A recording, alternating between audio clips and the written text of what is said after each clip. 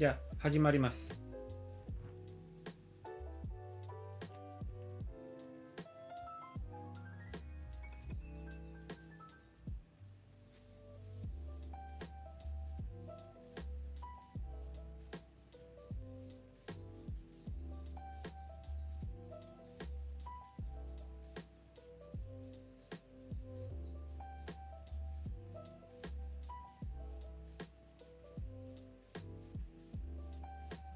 Okay, welcome to my next live stream thing. Could you tell me if you can hear me all right, and if you can hear the music all right? And I'm trying some new things with the music, and if you think that my voice is too high or too low, or the music is too high or too low, just tell me and I'll adjust.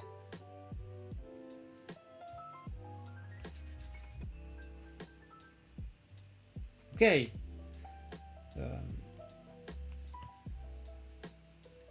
So here's my camera, and today I would like to do a sketch. I think we'll aim for about 2 hours maybe. I'll start my timer, and to show you what I'll be going to draw. This is a photo that I'll be using for my reference here, and this is a photo that I took with Kana while we were visiting the Mampe hotel, so the hotel from one of my latest videos that probably you saw. Okay, so I want to sketch this, and first I'll do a quick sketch here on just regular, like this kind of sketchbook paper, so I can get the hang of it. And here is my toolbox, and I have some stuff here, so I'll take my pencil and eraser. Today we'll be also using this, which is the IndiGraph pen, to do the lines. Let me put this somewhere.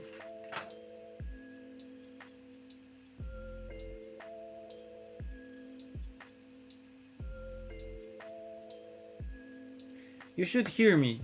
I'm saying stuff, and I think most of you can hear me all right. Okay, so let's make a quick sketch of the building, so we can see what we'll be doing. I'll be trying to do it like panoramic, so maybe something like this. This is just a quick sketch to know what we'll be painting later on the watercolor paper. Okay, so here we have a building and like a pole, electricity pole, and it has 2 stories. So one here about this thick, and a roof like this. Okay, and here is like a lamp, and we have windows, and there's like a wall here, and this is in shadow, and the window is like divided in 2 parts. So then we have a sort of roof thing, and we have the bottom part here, and kind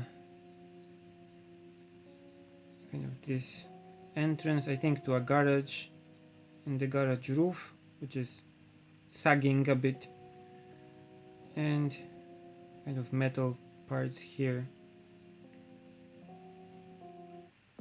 and some trees here. We'll add them so I don't have to paint this part here. Some stuff here also.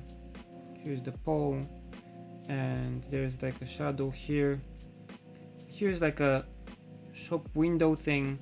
So in the final sketch I would like to focus here on this part more, and there's like a plant here, and there's a bigger building in the back which goes like this.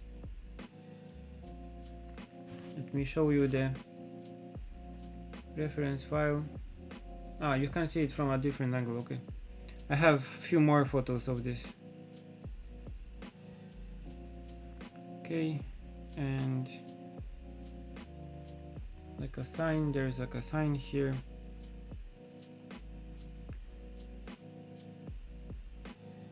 So more or less like this. Okay, so this is the first sketch I did, and I like it, but I think that as in the photo that you are seeing, I would like to do something with perspective that shows more the let me hide it a bit, shows more the of the building. So let's do it again.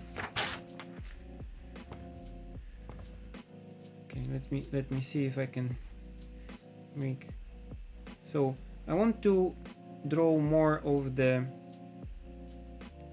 entrance. So here is the like shelves thing, and so more like this. But I also want to see the roof from the previous perspective. So something like this, I guess.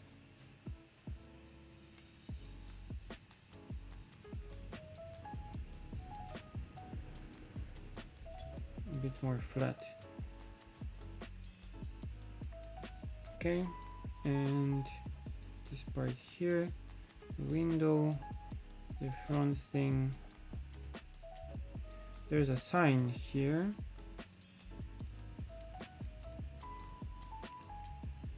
Something like this.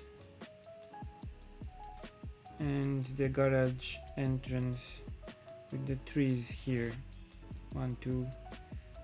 And let's make it more like this. And there's a chimney here, and the lamp post thing from the previous photo, and there's like a building in the back. So something like this. There's a tree here, and there's like a thing here.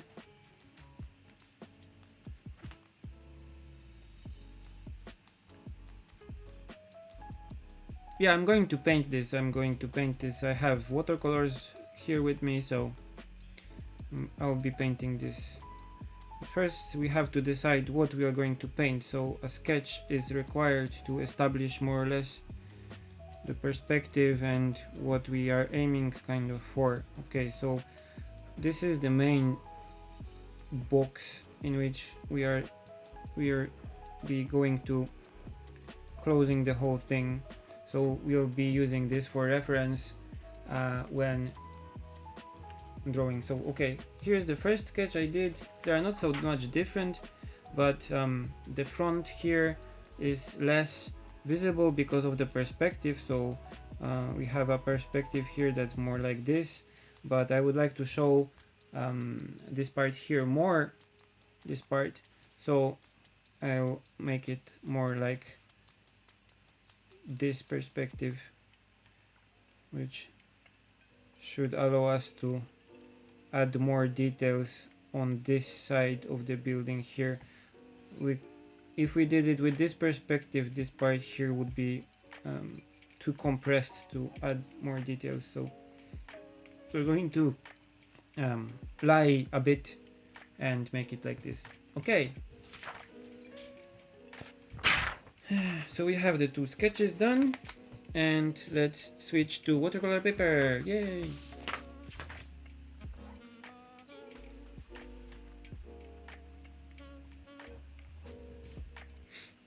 Okay, so I have here watercolor paper. This is all the tools are in the description, at least they should be. This is the WaterFord white paper, is the 300 grams hot pressed paper, so with no texture.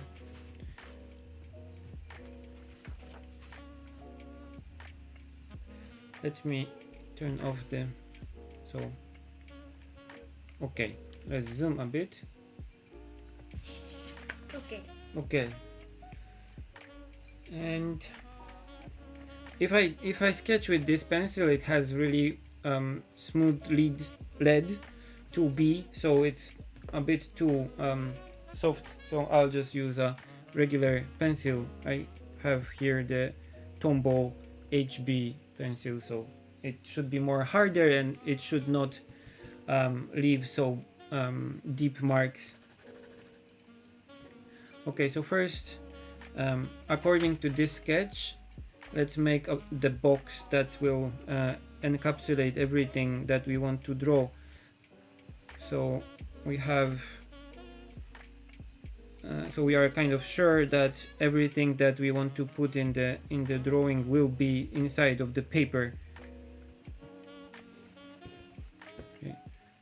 It's easy to start adding details without deciding this, and after you add too many details you're like, okay, but I will not be able to fit everything that I wanted in the picture. So it's good to make a frame of reference for yourself to kind of know what you're doing.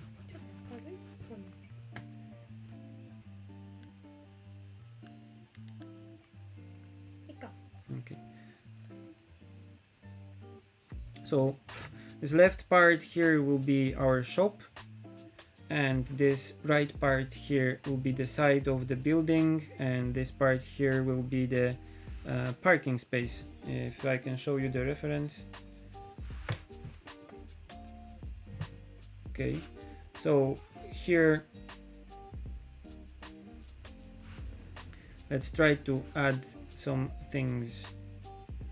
For example, okay, so the roof goes over the main part of the building. Maybe let's make it taller a bit.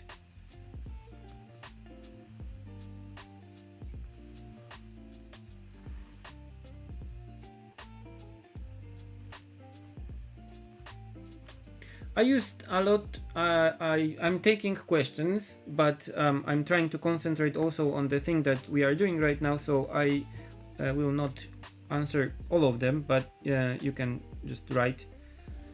And answering some of your questions, if I'm only using 2B pencils, no, but my pencil that I have always with me, like the mechanical one that I use mostly, is 2B, because this is a nice balance between the kind of softness and how dark the lines get, comparing to how easy it is to smudge the pencil with your fingers accidentally.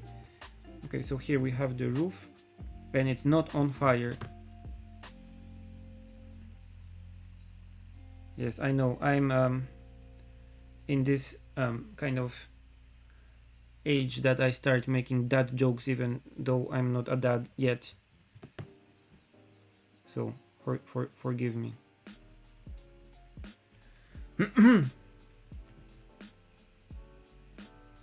So here we have the roof, and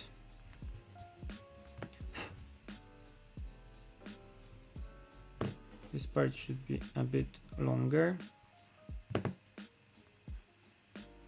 And we'll be trying to do this sketch loosely, so it will be not like really perfect straight lines, but more than the lines straightness, we will be paying a bit of more attention to make it nice and loose and more kind of in the direction of, I don't know, the previous hotel sketch I did on my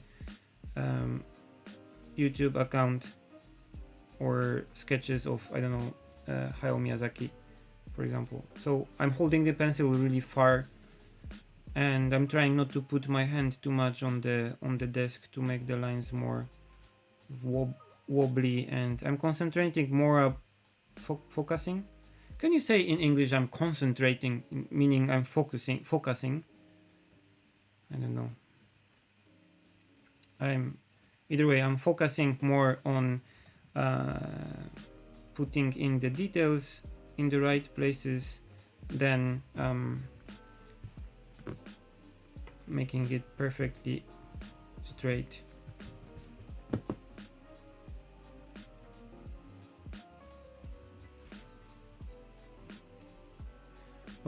what is the most important thing to practice? It depends what do you want to achieve. The the most important thing is to practice, I think. So if you kind of know in your mind's eye what you're aiming for, you need to just practice in this direction. So one important thing is to always learn to be able to differentiate between good art and bad art. So you have to look for good art and analyze good art, so you can then be able to tell if your art is good or bad and what is good or bad about your art, and just work to fix the problems that you spotted. And the more you do this, the more you go through this kind of reverse loop of thinking about what you're doing while you're doing it, and thinking about what you would like to do while watching other people's art, then the better you'll be. Of course, you can evolve on your own, just doing your own stuff, but it's a big shortcut if you can just analyze what other artists did with facing the same problems that you are facing right now before you. So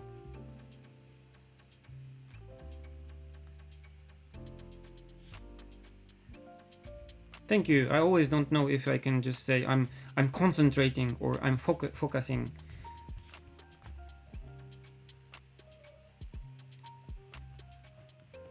In Polish you can use koncentrować się, so it's similar to concentrate, and I always don't know what words can be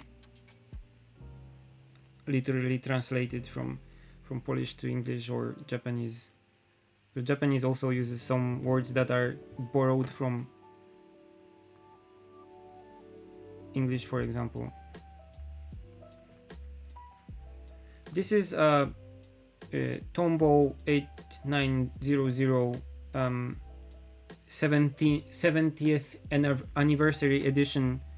They recently released this because this really basic 890 pencil had its 70th anniversary, so they released a kind of anniversary edition of these pencils with a nice metal box that you could get in Japan, and I'm using this box as my pen case. It's nice.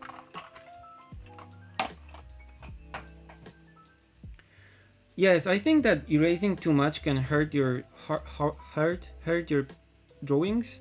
It is really easy to understand when you are drawing, for example, faces. With drawings like the building, if you are just trying to make the perspective better and better, it's probably okay to erase a lot. But with faces, with characters, if you just continue to fix stuff and erase,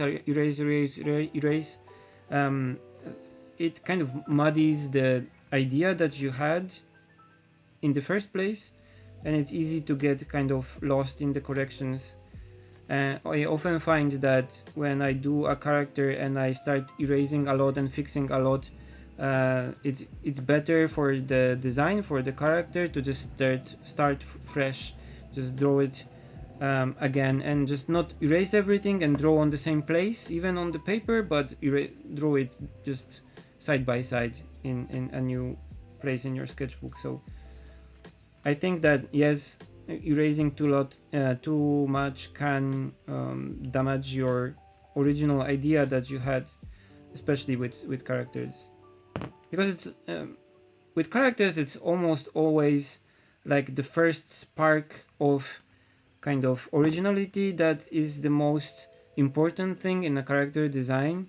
It's like a strange nose or strange eyes or strange proportions of the face are what's interesting in a character most of the time. So when you start to fix it, you can easily lose the interesting thing on the way. So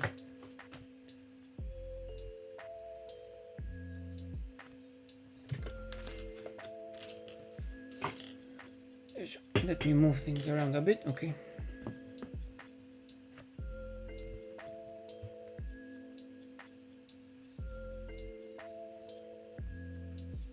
Thank you. I'm getting soothed by the bird singing outside. I don't know if you can hear it.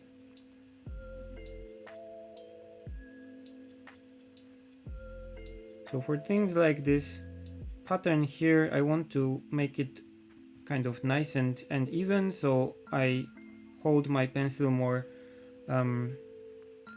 closely and I try to be precise. But for the whole drawing, I try to kind of loosen up a bit, so I try to hold the pencil further and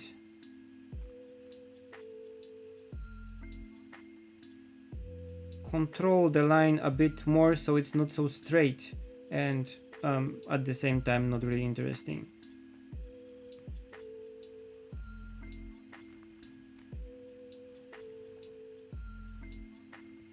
I find that I think I got this habit while drawing on the computer with the tablet a lot. I got used to drawing really straight lines and when I saw some documentary movies from Studio Ghibli, I saw that Hayao Miyazaki, for example, uses his pencils for sketching, like really holding them really far, and it makes the line more loose and more alive at the same time. So I wanted to change the way that I sketch. It also reduces the pressure on the lead, so the lines are not so black and easier to correct also.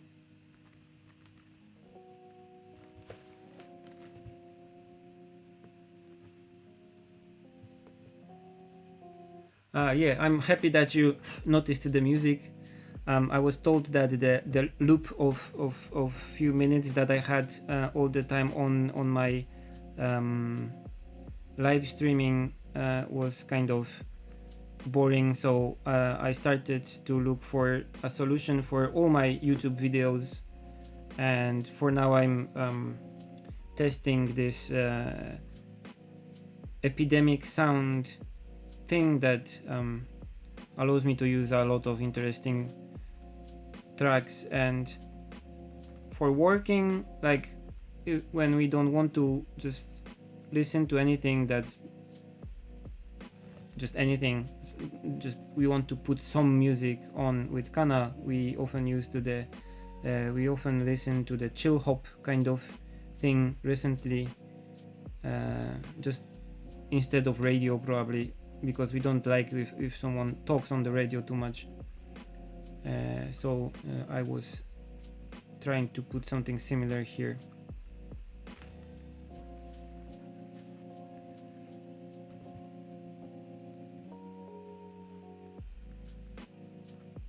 Okay, so here we have the doors, and let's just sketch them really quickly.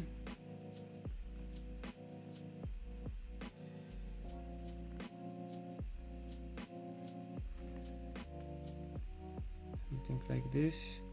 Let's see if the size of the doors and the windows is okay. Yeah, more or less okay. And there's like a plant here, so let's sketch the plant. I will do a bit better lines with the pen if I can.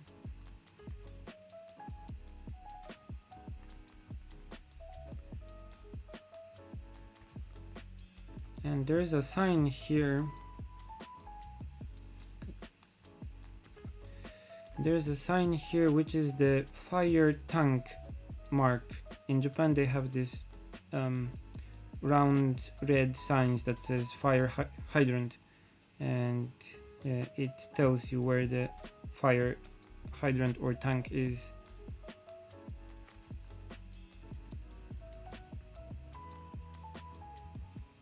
Okay, so more or less we have the front, and there's like a thing here, and let's just draw some lines to show where the ground is. Okay, and let's see, there is like the roof of the garage part, and there's a yeah, someone told me in the last stream what this part is called. It's called a hopper, if I remember correctly. So the hopper part of the drain thing, and it has a pipe that goes like.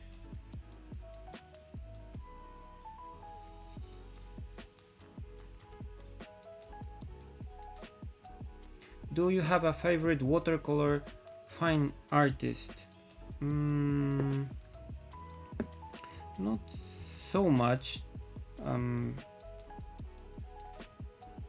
I usually see a lot of artists, but I'm really bad at remembering names.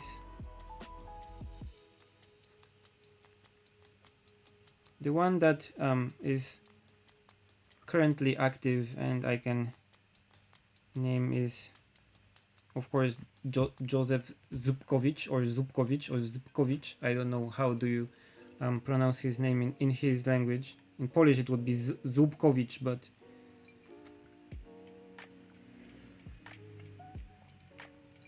as you probably know that my style of watercolor painting is a bit different than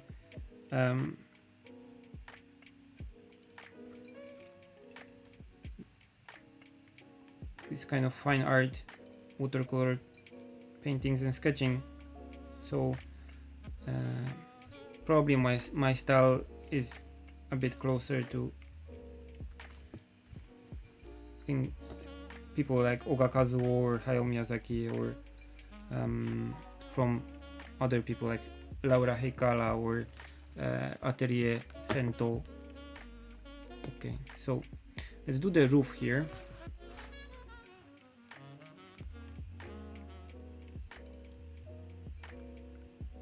Yeah, Thomas Romain.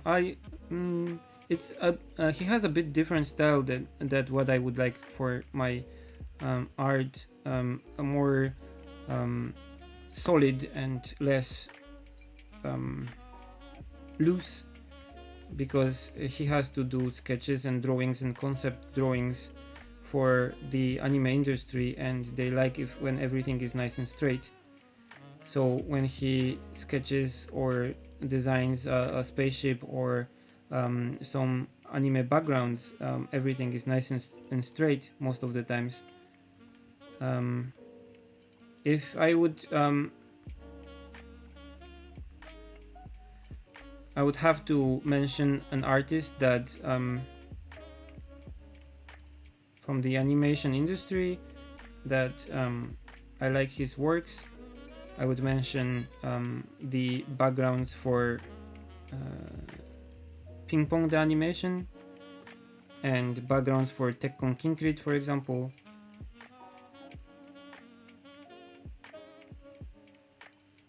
Okay, so we have another hopper here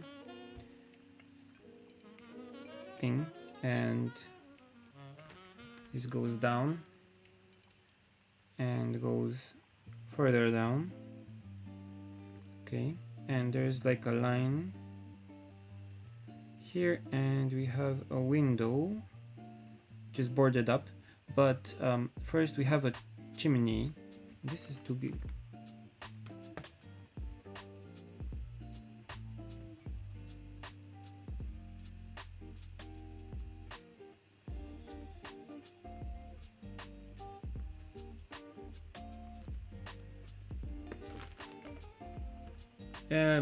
I most of the time eyeball perspective. Sometimes it's problematic, so I draw the perspective lines For big pictures, like for example the last picture that I uploaded on my YouTube channel, like the Tokyo at night picture, I have to do the perspective lines, at least some of them, because if I wouldn't, I would just got lost in all the lines and all the details, and the whole picture would just fall apart. But for simpler things like this sketch, for example, I don't need to have the perspective lines. I kind of, how do you call it in English? Infer them, or if you have two lines, like one here and one here, and you need line around here, it's easy to just kind of infer from the surrounding lines where the rest should go. So if you have a base that's more or less solid, just that box that you have on the page already, it's okay to infer the other lines of perspective based on this one. Okay, so there are like boards here, but it also comes with experience, I guess, and it also differs on the person. For example, a person like Roman Thomas Romain would sketch everything perfectly, so it's nice and in perspective. But for example, Hayao Miyazaki, when in his sketches and even in his like concept art, he likes to keep the perspective lines kind of loose, so they are not all perfectly in one perspective. So it so everything looks more organic. Okay, so let's add the chimney. Do I have a general tip for beginners? If you are not bored by simple tasks, start by drawing boxes. You can put boxes like on your desk, all kinds of boxes and all kinds of simple objects, and then start drawing them, like, and move them around and draw them again and move them around and sketch them again, and so on until you can like draw them perfectly from any position that you can get them. And then you can do an experiment and put some boxes around by try to draw them from a different point of view than you are actually seeing them. And this is also a nice exercise. So you can draw everything from different perspectives, and then when you are kind of feeling confident about drawing boxes and more complicated shapes like tortoises or whatever, you can put more complicated shapes on your desks, like a cup or something, and then try to kind of imagine the boxes that would encompass parts of these complicated objects and sketch them. And then you can start sketching like the complicated objects that you have on your desk actually. And when you have more or less things like this down, you can start adding details. So instead of boxes, you draw buildings and then start adding details like windows and stuff. Okay, so let's add some trees here on the right.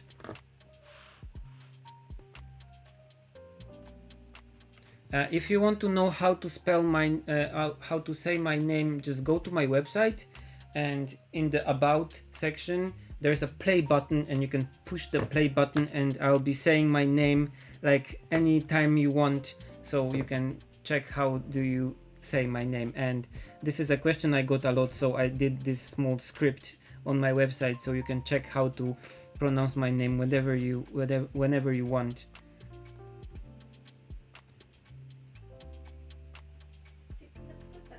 Ne. レンダーどう？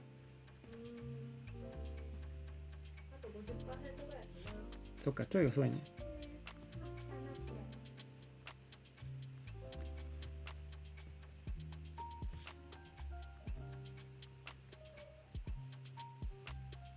Do I have a favorite anime drawing style?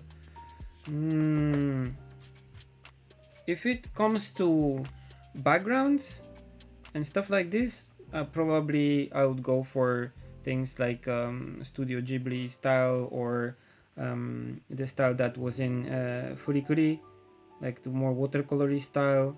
I don't like the digital style backgrounds, so things like the backgrounds in Tsuritama, for example, I don't like so much, because they look more like stylish and illustration like, but I like more the hand drawn style more, I guess. And if it comes to characters, I like more style. I like style that's less popular right now, probably. So also things like Studio Ghibli also, but what would be nice? What would be a nice example? Like Mushishi, for example, or Samurai Champloo, for example, or yeah, like the Tatami Galaxy, for example, for characters. Like the characters are more deformed and more caricature-like than just your standard boy character and cute girl characters, or Cowboy Bebop.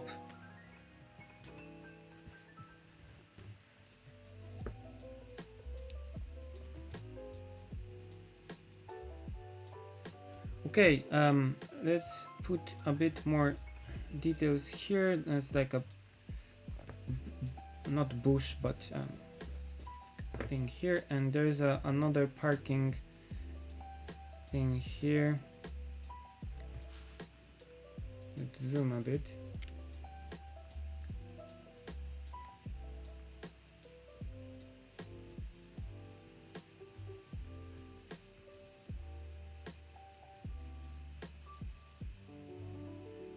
So as you can guess, probably we are not big fans with Kana of the current kind of mainstream anime style, but we like things that are more kind of adventurous and more original in style, even though it probably makes these animations harder to sell and promote and all these kind of things. What about 3D Disney movies? They're not bad. I saw the how do you call it? The second part of Wreck-It Ralph recently, and it was okay. But I'm kind of not annoyed, but worried that the same thing that happens to anime is happening to the the 3D animation kind of world, that every 3D animation character has been kind of standardized. So if you have a Disney princess, for example, probably a lot of people will be angry at me, but if you have a Disney princess, for example, and you change the hair and the color of the eyes, you can just swap them around because the design is really similar. So I'm really not fan of this kind of okay, this works, so let's use it in every animation or every movie because people like it. So I like directors and studios that kind of have the courage to experiment with new things, like Masaaki Yuasa-san, so the director of Tatami Galaxy, for example, that I mentioned. Every movie and every animation that he does has a distinct style, and the design of the characters and everything is different. But he tries to match the style with the content of the animation, so that's good. Okay, I think we have the sketch done, and let's move to inking this. So I'll switch my tools. Let's put my pencil here back. and let's switch to this.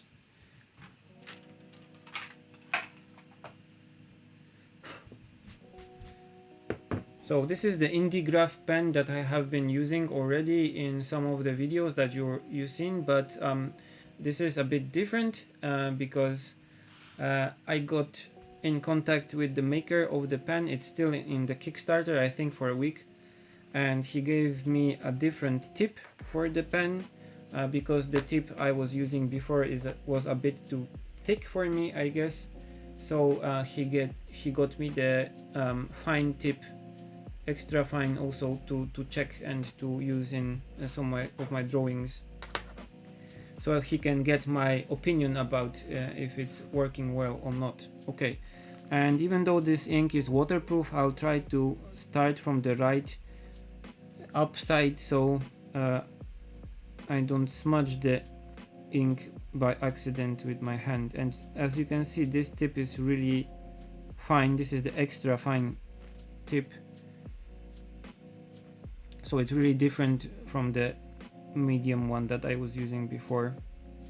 It's probably about 0.2 millimeters if you compare it to like a fine liner or multi-liner Copic thing.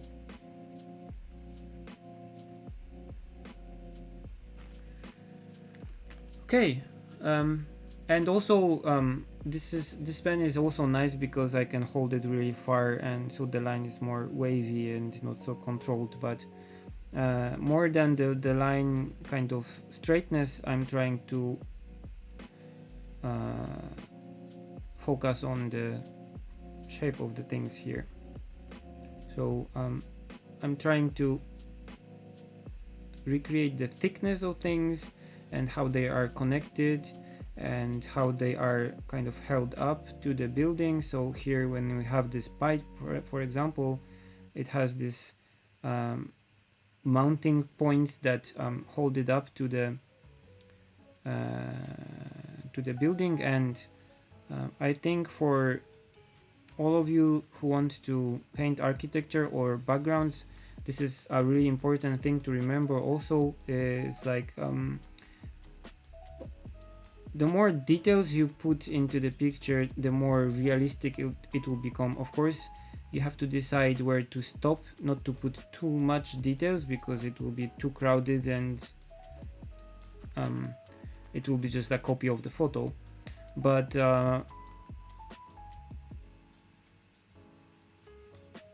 adding some details here and there can help the picture to not feel empty and to be more realistic and have this kind of lived in real feel to it.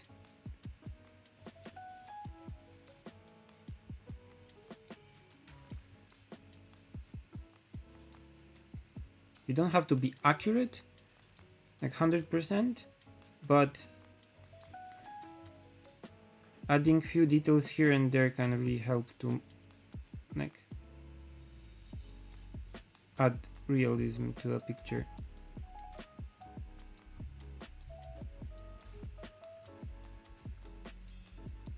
This also is why you have to consider the size of the picture when you draw or paint. It's like with this pen I can do only these thin lines. If I try to add details that are finer than this, I will the lines will kind of collapse on each other, and you'll be only be able to see some like black parts filled with ink. So if I would like to do a more detailed sketch of this building, I would have to make the whole picture bigger. And also, if you make a really big picture and then you don't paint the details in, or I don't know, don't paint a texture or something that would cover the emptiness, the picture can look like half finished also.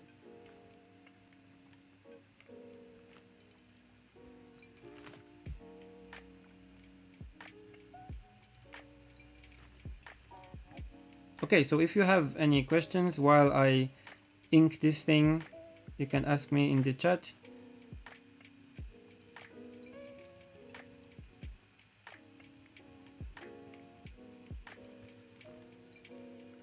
Oh yeah, I forget the lamp thing, the post. Okay, so let's add it quickly.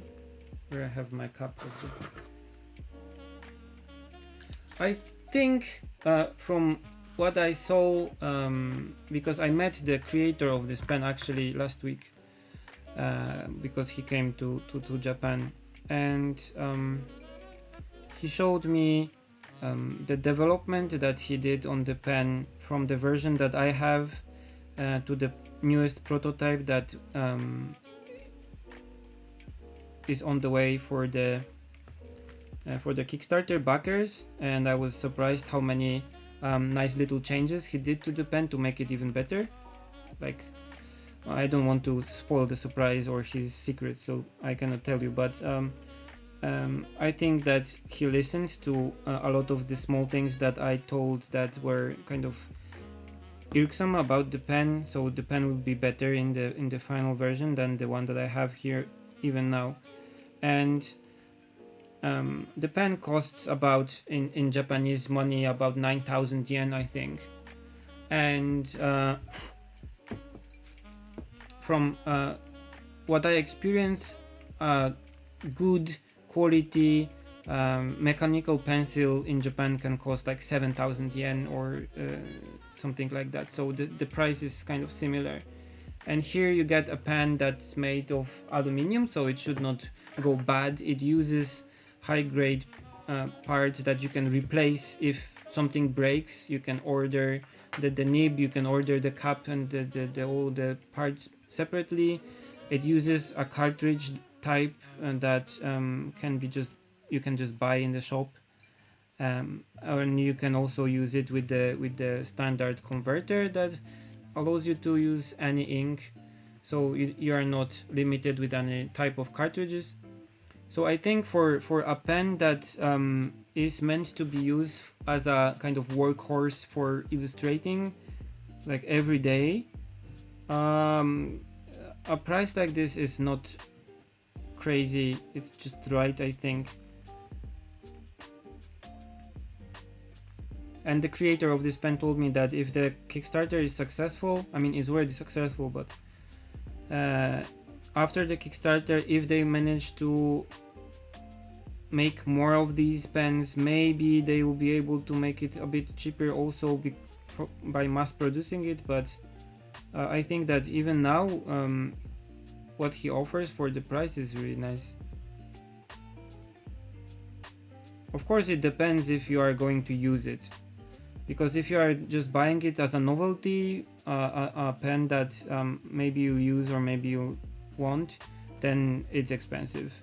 But if, like me, you have been using fountain pens for drawing for years and years, then having a nice fountain pen with good nib that you can replace, that can be used with waterproof inks is a really advantage.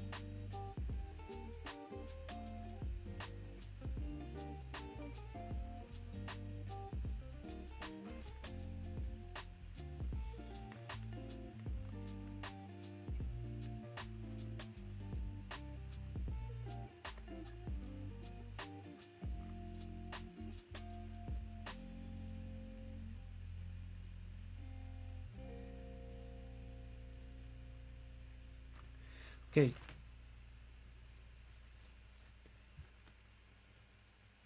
Is there sometimes you are having a problem in making art or like art block thing? Yeah, I think so. For me, the one thing that helps me is that I'm a kind of freelancing artist thing, so I have no fixed schedule. I have some deadlines that I put on myself. For example, I have to do the book in a finished amount of time to be able to publish it, or I want to do a YouTube video once in a week, or I want to post things for my Patreon supporters and make a nice sketch for them that I can upload or do stuff. But I don't have a weekly schedule, so I'm not working like every day except for weekends. Most of the times I work in the weekends and take a day off like on Monday, where when there are less people around in the city, so I can go places like museums or whatever without having a lot of people with me there.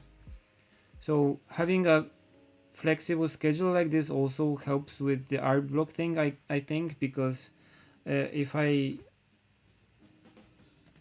try to paint, for example, a new painting for my book, and I look at the reference photo, which is like full of details and it's difficult, and I go like, then I can just start doing a different thing. I can go like to my computer and start editing a new YouTube video or whatever, and because it doesn't feel so bad at the moment. And if I feel bad about editing YouTube videos, I can start working on text for my book, for example, or sketch something, or work on new ideas for my comic or something. So having the ability of being able to switch between projects and doing the thing that at the moment feels okay is good, is great help. But I know that this is not a perfect solution and it doesn't work for everyone. It takes more time for Kana, for example, to switch from one project to another, so she likes to have a more fixed schedule. And I know that there are people that if they have too many things at once that they can do, they kind of panic and turn into this I don't want to do anything mode. So it depends on the person, but for me, I think this is one of the things that helps me to avoid this kind of burnout, where I have to do a next video but I don't want to. In such times I can just switch to a different project and do something else. But sometimes I feel like I don't want to do anything, so I just don't do anything.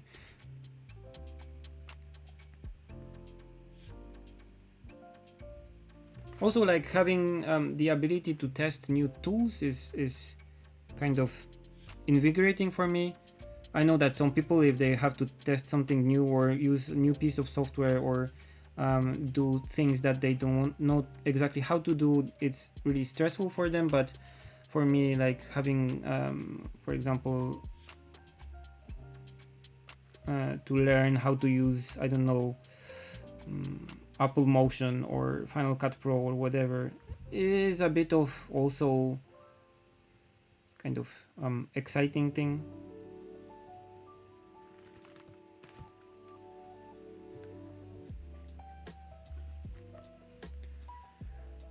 Do you always worked as full-time artist? No, actually. My first work was in a computer shop. I was repairing computers just for a few months. Next work I had was I was kind of presenting the Wacom tablets to people when I was still in Poland. So I would go to a show or like an art fair or whatever, and I would have like a few desks with computers and the Wacom tablets on the desks, and people would come and ask me questions and try the tablets out, and I would explain or have presentations about how to use them. And I was working with the Wacom people for years, actually, when I was still in Poland. But most of the clients that bought the tablets were actually photographers. So it was more about like photo editing and how to use this in Photoshop to speed work up and edit photos more. I think this is a steel nib. It's not gold. It just gold colored, but it's not gold. You can get a gold nib for the IndiGraph, the maker actually showed me one with the gold nib, and the gold nib actually is kind of silver in color, so it's kind of weird, but this one is just a standard EF one, so extra fine.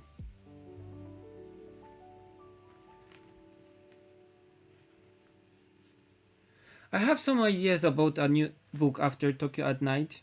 I am actually writing a book proposal right now. I have two ideas for a book. One that's more realistic and I can do it by myself, and one that requires a cooperation of a larger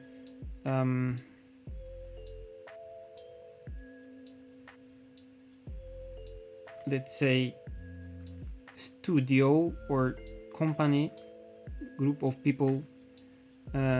So it's actually depending on that, I'll be able to do it or not. So this is why I'm writing the proposal thing. So if this idea passes, I'll be doing this one, but if not, I'll be doing my own thing. So yeah, I have some ideas. I also want to do a comic. I don't know yet what it will be, but I would like to try something that would be simple enough so I can maybe print it this time. Printing full color comic like the Yuragi comic was a bit difficult financially, so I was not able to do it, but maybe this time.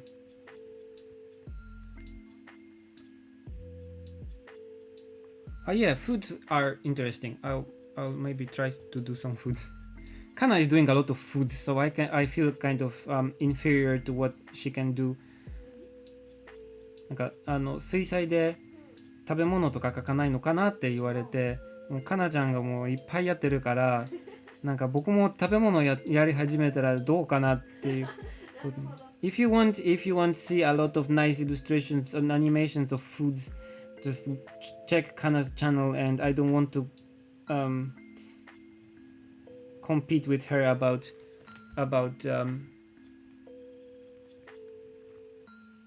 foods.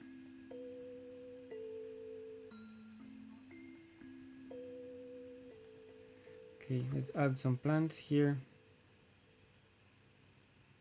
One of the things that I don't know how to draw with ink yet are plants, so yeah.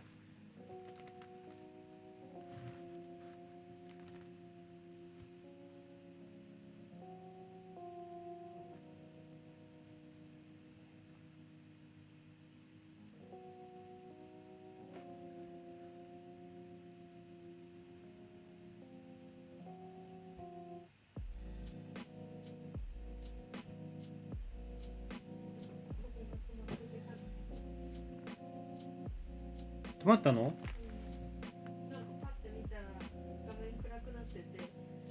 ああ、でも大丈夫かもね。ちょっと待ってね。いやいや、なんかちょっと待ったら良くなるかも。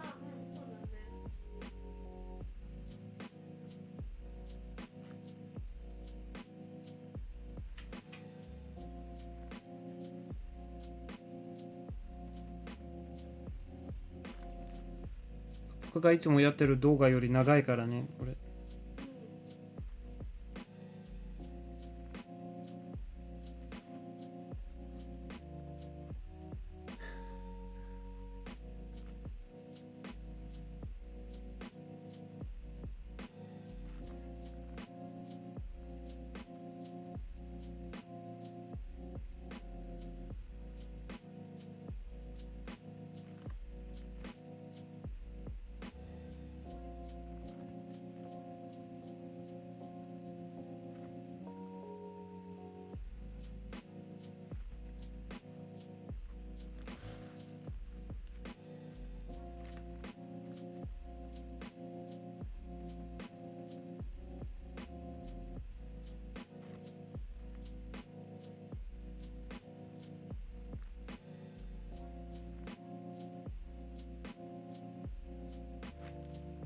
Okay, so here I'm drawing like one line for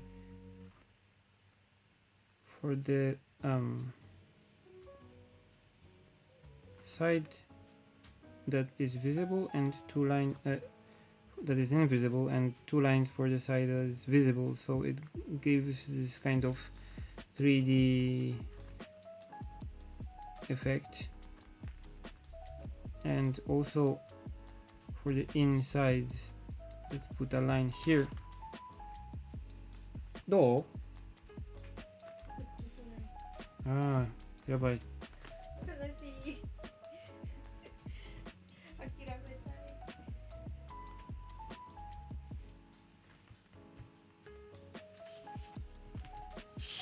If you want to know how to pronounce the channel name or my name, because this is the same thing, you can just go to my website, and in the about section there's a button that you can press and it says my name. かわいい。ありがとう。いいねボタン。クリック。ハートが出ちゃうよ。やばい。クリッククリック。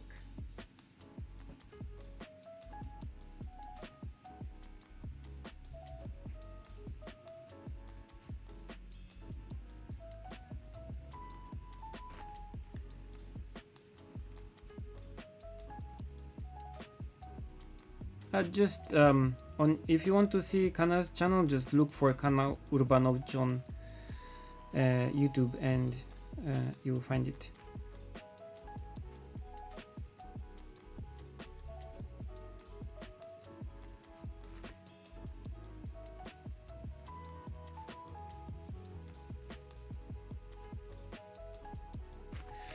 Okay, we are continuing with this part here, and let's do the plant here like this. As you can see, the flow of the ink is really nice and stable, and I don't have any problems with it drying up on me. Even though I'm using here waterproof black ink, this is the carbon ink, I think from Sailor.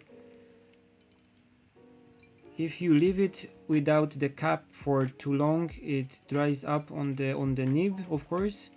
But if you put the cap on, it stays wet. And I had it for 2 months, I guess, more or less. And I hadn't have any problems with it so far, with it drying up or something. So. 復帰した。Oh, よかった。よかった。 Kana is rendering a video, and the computer is half dying on us, so it's a constant thrill.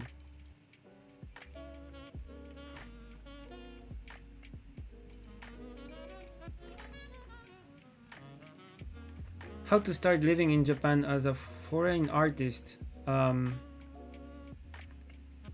This is a difficult thing because it's not a thing that I can answer. I came to Japan when I was a student, and I came to Japan as a student using a scholarship. So I was not able to come to Japan just as an artist, just to start working as an artist. I came to Japan as a student, and I stayed as to work later. So when I first come to Japan, I was sponsored by the Japanese Ministry of Education and Sports, I think, and just to study Japanese animation and comics. But when I finished my studies in the university, I made animated movie as my graduation project. And thanks to this project, I was able to start working in a Japanese animation studio. And because you have to have a visa, you have to be hired full-time to get a Japanese working visa. I had to work just full-time at an animation studio to be able to stay in Japan. So for the first 4 years I was working at an animation studio drawing backgrounds and stuff, and later I was able to move on to a freelancer kind of artist career.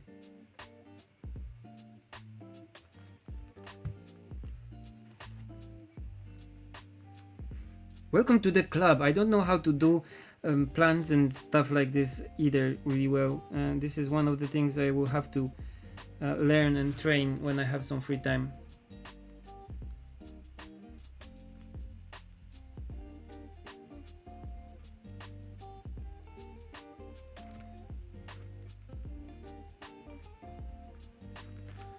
I discovered that with sketching also and with drawing with ink, plants and stuff like that, with watercolors also, are the thing that probably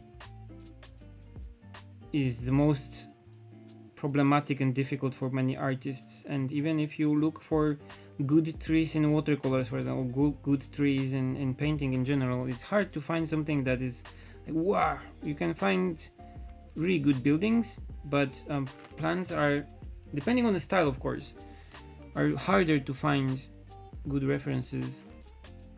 Like you can find the backgrounds from Studio Ghibli, for example, but they are made with different technique.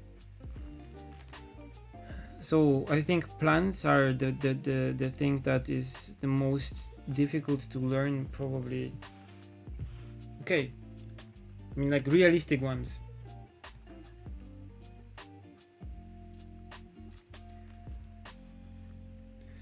I have been to China once, yes, but it was just like a work thing and it was really short. So when I was still working in the animation studio, we went for a location hunting session and it was mostly like work and taking photos, so I haven't seen much.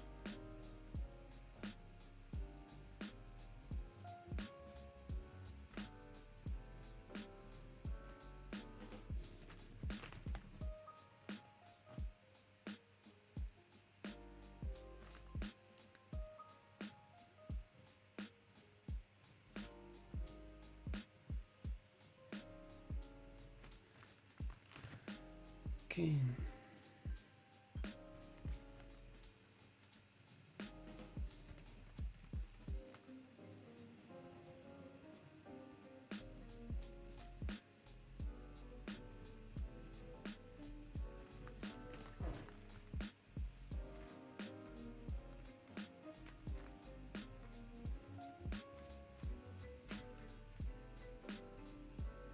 Have you met Hayao Miyazaki? Yes.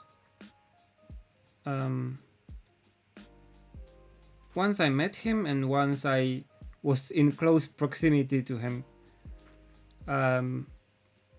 Once I went for a kind of tour of the Studio Ghibli studio, and it was when it was in production of the Wind Rises movie, so I saw him at work. And once we went with the animation studio people to just meet some people from the Studio Ghibli while they were working on the Kemushi Noboro short film, and we actually met Hayao Miyazaki and spoke to him a bit.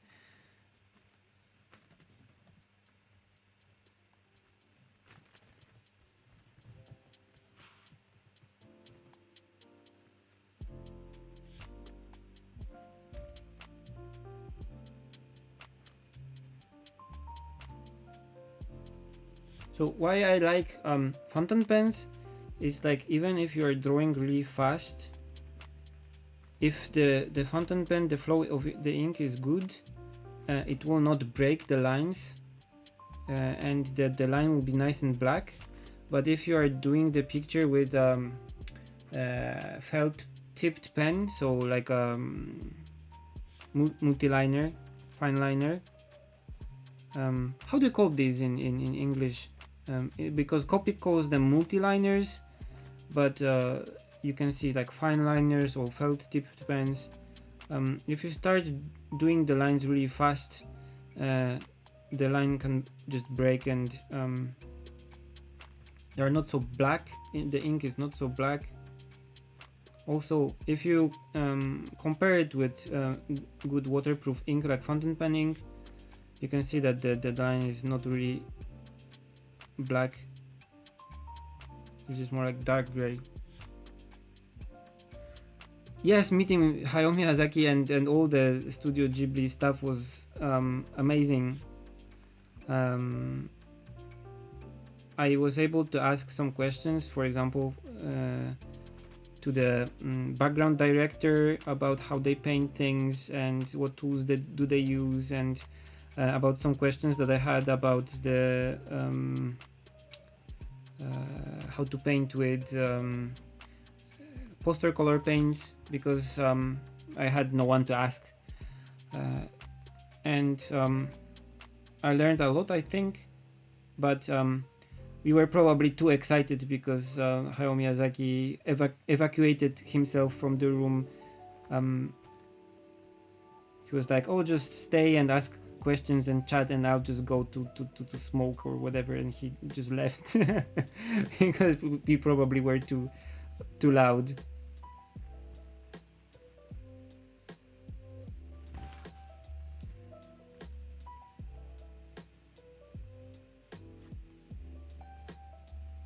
But yeah, I would like to meet him again and talk to him more, like slowly about some things.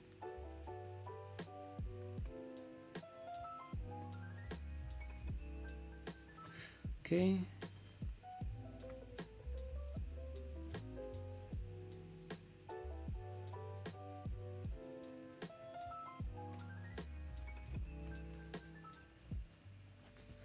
Okay, so I think the lines are mostly done. Let's zoom out so you can see the whole thing.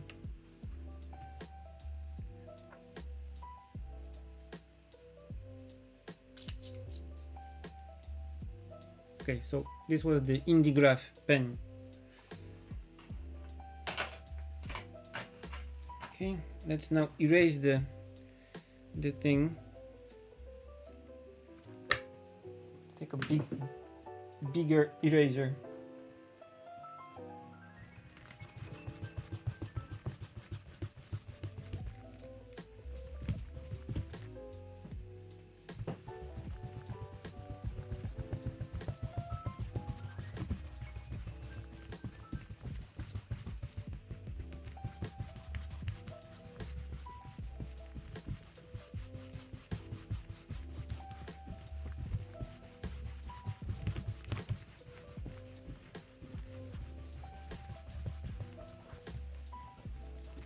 Okay.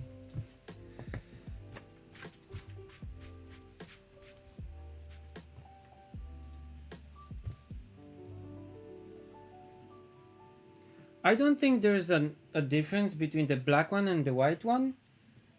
I like I usually use the white one, but because I bought the kind of brass thing that you can put over the eraser from Traveler's Factory, I bought the black one, so it looks kind of nice, like this thing. And I don't think there's a particular any difference in the softness or how it works, but yeah, this is a 300 grams watercolor paper. This is hot pressed, so it doesn't have any texture. Okay, so let's get the watercolors ready. I have it here. I also have a cup with water for drinking.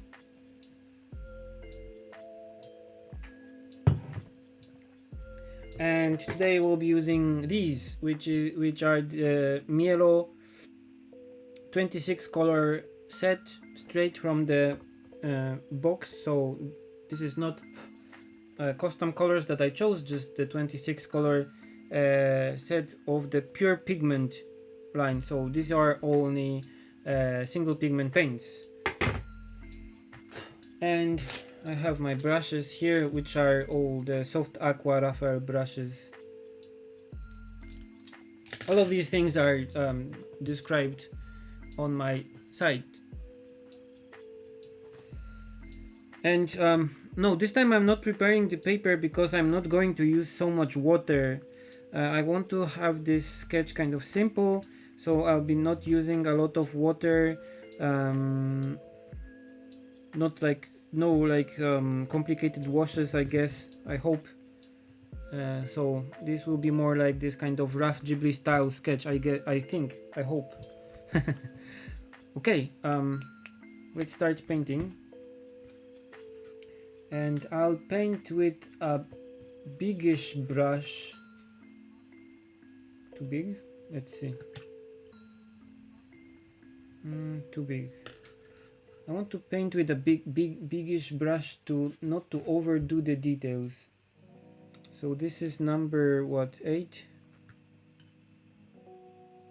This kind of brush. Okay, let's zoom a bit.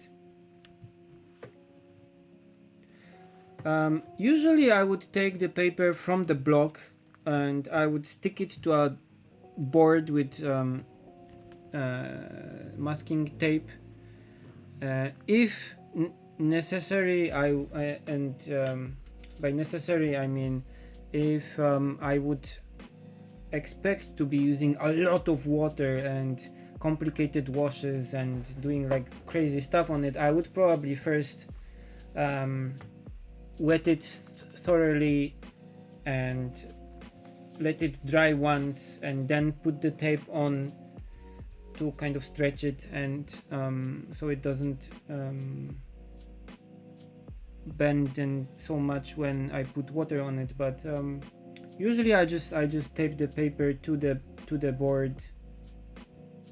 I have just like cheap wooden boards that I use for this. So okay, so let's start doing something here. And I want to keep it kind of nice and simple. So I'll be probably using a bit of, I'll show you the reference picture. I'll probably use a bit of ultramarine here for the blue tones, and I don't know what this color is called, but like a reddish brown for the rest. And let's see what happens. Okay, so first I want to paint this part here.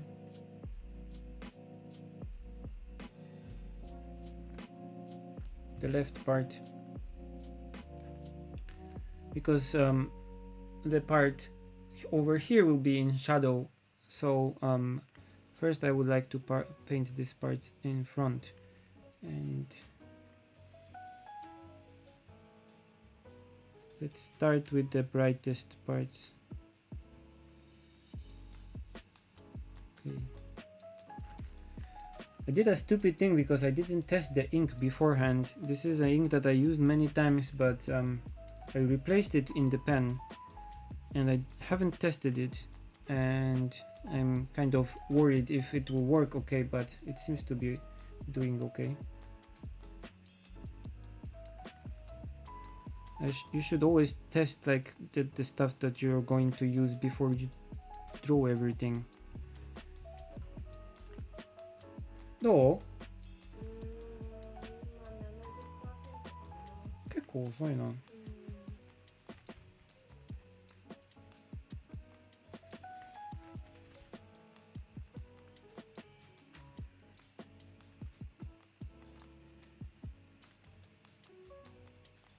So I'm adding a bit of ultramarine here to the wash to make it more dark. So this part here is darker than the top part here, as you can see on the photo. And also this part is the same color, so let's paint it. While we are at it,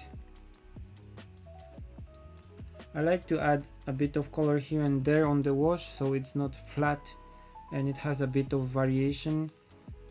So as you can see on the photo, this part here underneath the I don't know how to call it in English, it's a bit darker, probably from like water damage or whatever. So we can put a bit of ultramarine here, so this part is a bit darker. Okay, and let's leave it like this. Let's make it let it dry, and in the meantime we can do something different. We can paint that bottom part, which is this nice bluish color.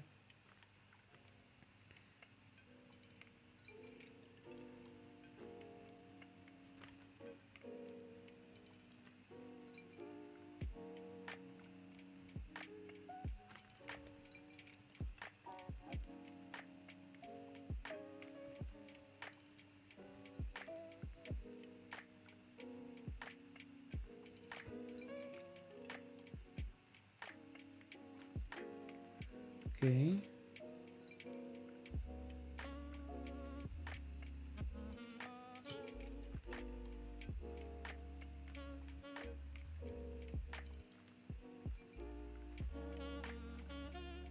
And here also.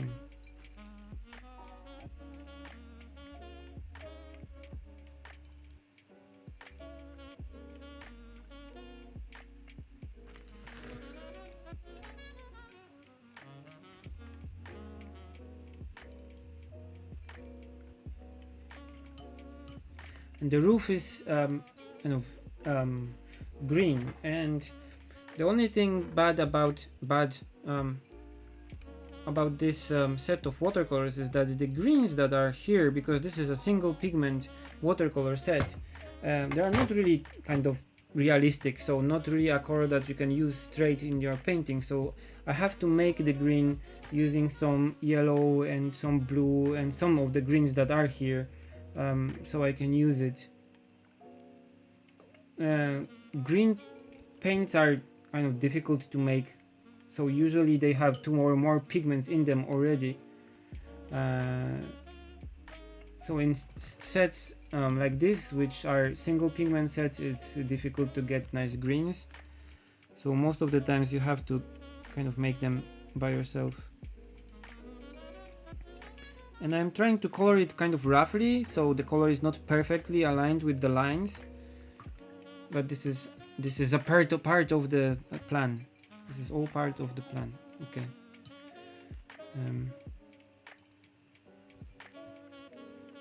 And the back side of the roof is backlit, and it's kind of this light brown color.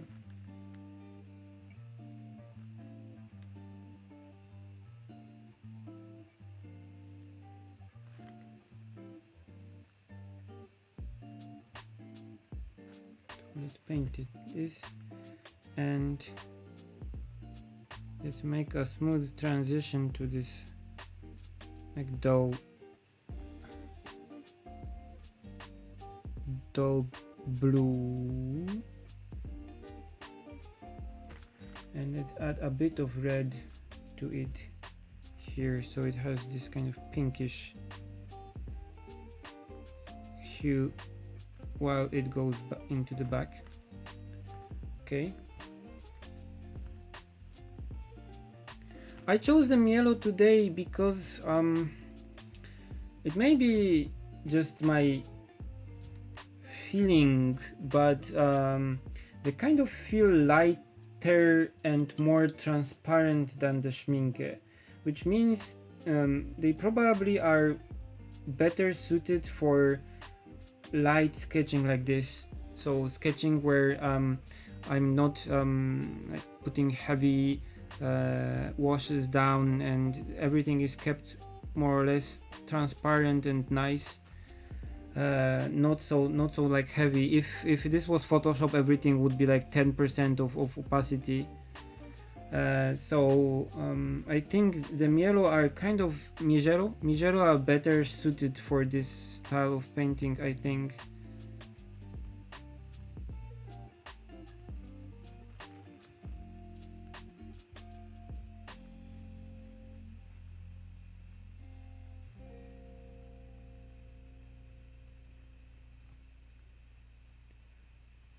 I will be probably going away a bit from Schminke because I have been using them for I think 3-4 years already as my main set, and it's not that I'm bored with them, but I would like a bit of change so I can change my palette a bit and refresh a bit from them.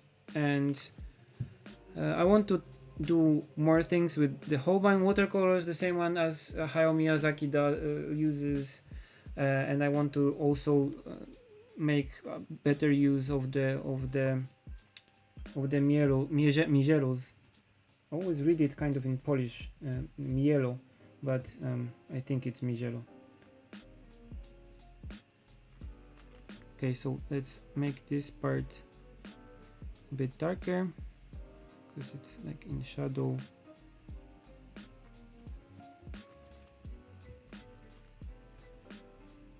And let's add a bit more ultramarine here.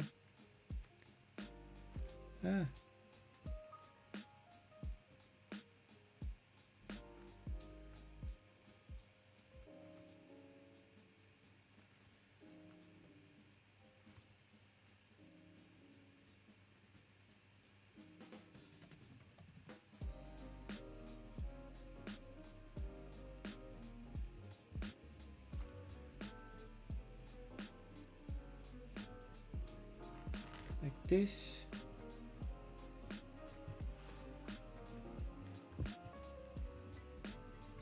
And I also want to put a bit of color on this part here, but let's wait till the shadow is dried more. Okay, this part here is green and these here are green. Let me dry this up a quick.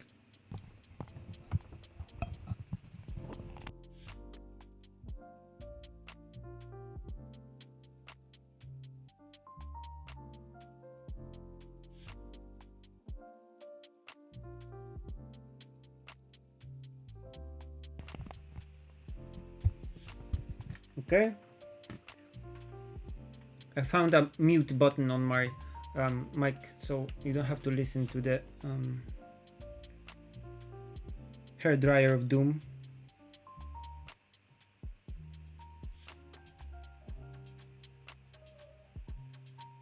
Let's mix a nice green. Yeah, this is okay. And let's paint a bit of these in. They are more like yellowish green, so I'll just add a bit of this here.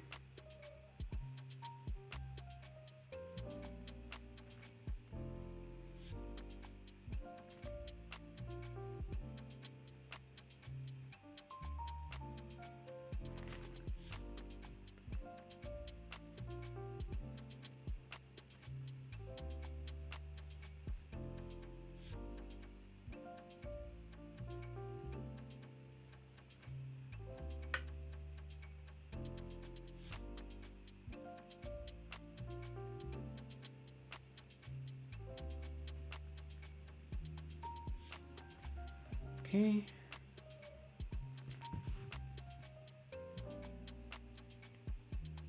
I don't use gouache, I use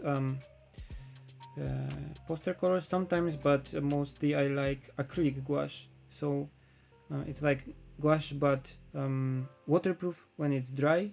So you can paint layers on layers on layers, and the thing that you painted in the first wash stays there and does not bleed or do anything strange. So it's kind of more stress-free than usual gouache, and I like it.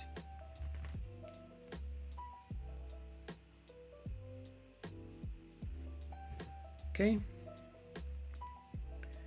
and let's make a bit different green so we can paint stuff here, maybe more bluish.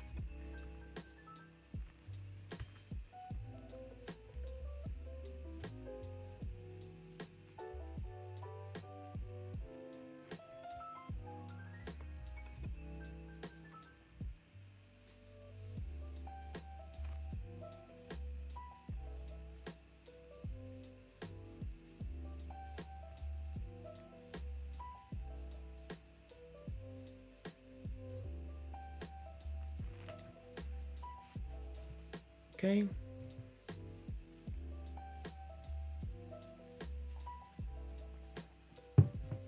Actually, there is a bit of difference between gouache and poster colors. There was.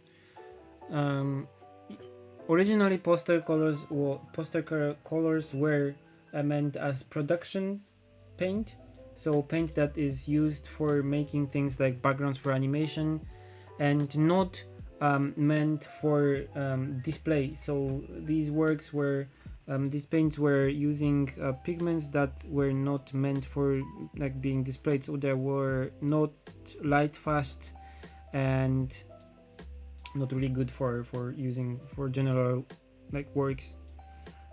Lately, from what I heard, this has changed a bit. So if you use poster colors and gouache, it's kind of similar, but originally they were like different types of paint, like similar to what the effect they produce, but different, made of different ingredients.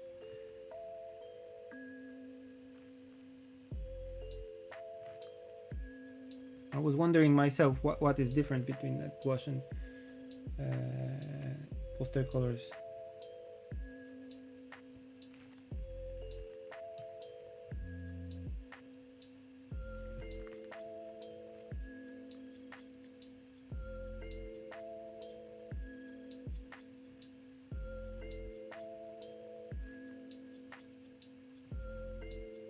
So that was basically the reason why you had to pay a lot of money for a small tube of gouache, but you could buy a huge jar of poster color paint without paying so much.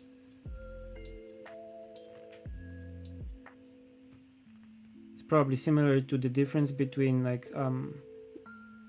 artist quality watercolors and student quality watercolors.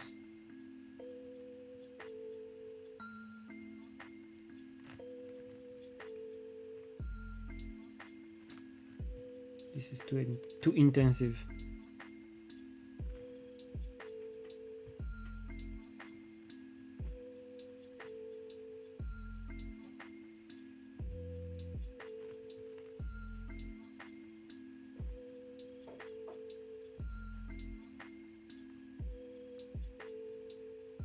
Okay. And let's switch to a smaller brush and let's paint some shadows inside of the window that we have. Let me zoom in on it.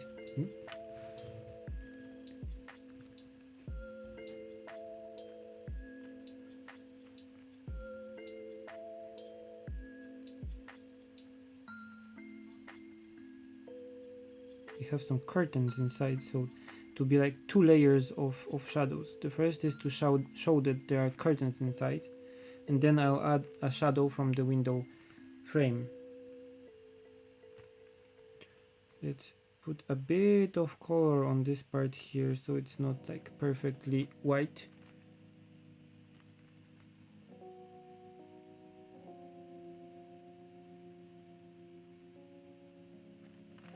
Okay.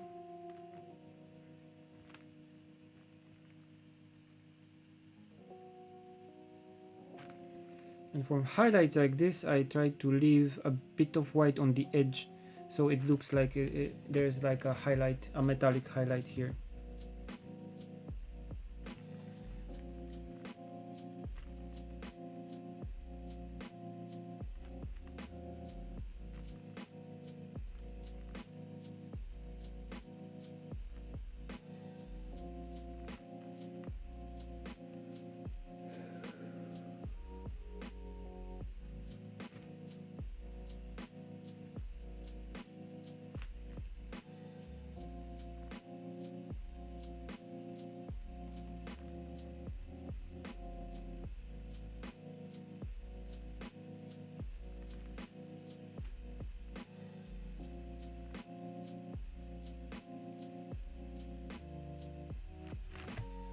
Okay. How much water one puts on the brush to avoid running. as much as it is required. It differs a lot between your brush, and it differs a lot between your watercolors and how intensive the color you would like to produce. So it differs on the case. You have to test, and if you are not sure about this, it's good to have a like scrap piece of watercolor paper next to your painting to just test the color before you start with it on the watercolor painting that you're doing. I have one here actually, so I'm not doing the colors blindly, but I test some of them. Of course, because I painted a lot already, some of the colors I can just use without testing them.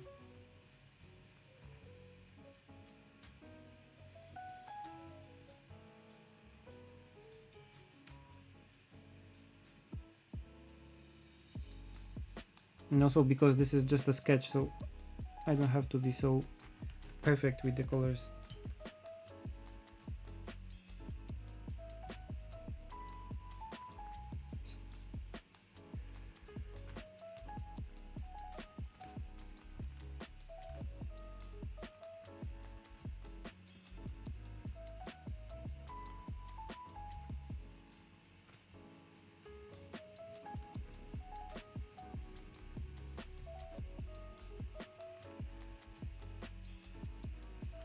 Okay, and because this part here is already dry, we can add some more shadows inside of the window.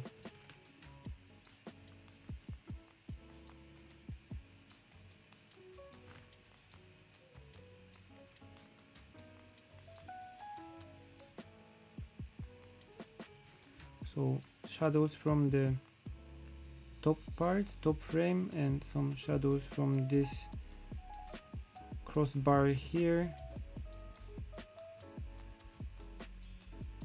So something like this. Shadows like this give a lot of three-dimensionality to windows, and it's nice to get them right so they make the whole thing look like there's something inside actually. Okay.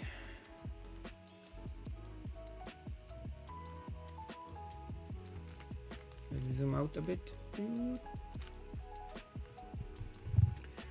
So I'm going to add up also some shadows here.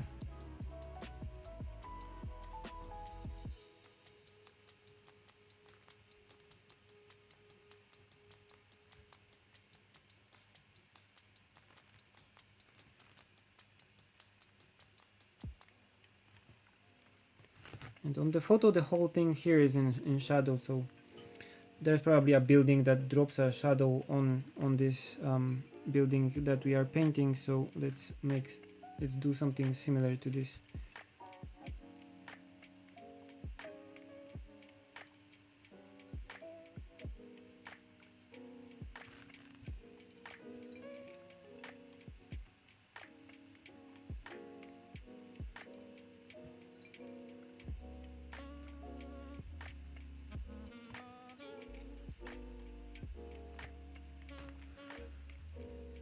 Okay, and this part is in shadow, and this plant here is also dropping a shadow onto the door, like this. And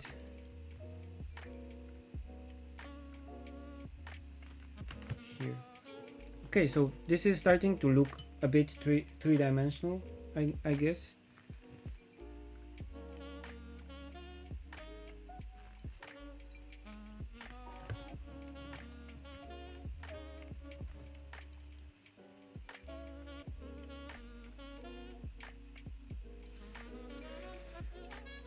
Sometimes I like to establish like a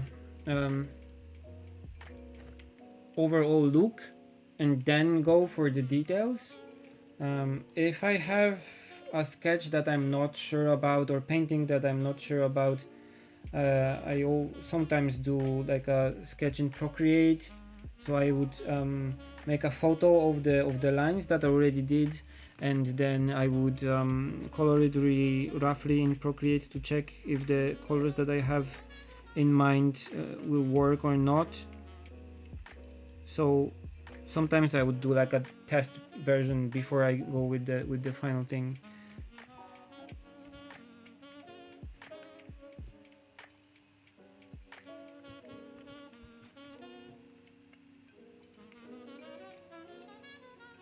This part here is metal, and it's really like shiny metal, so I'll just color it, leaving a lot of white to show like the metallic reflection.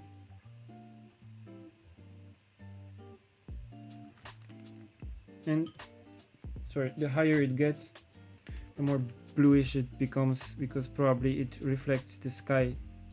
So I'll just color this part here with the ultramarine like this. And what's next? Let us put a big shadow here, like this angle. The shadow will go here, and also from the roof here, like this, and the whole part here will be in shadow. So let's put this shadow first, and then we will dry this up, and we will be able to add some details on top of the shadow. I hope my camera battery doesn't die while I do this, while I'm doing the shadow, because it's kind of interesting. Let's take a bigger brush. This is number 12, and let's mix some nice shadow with ultramarine and red brown color. I still don't remember the names of the Mijello watercolors. It's probably called something like red brown or reddish brown or whatever.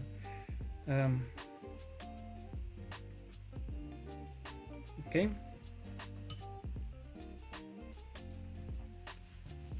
And let's paint it. Okay, so it goes like this.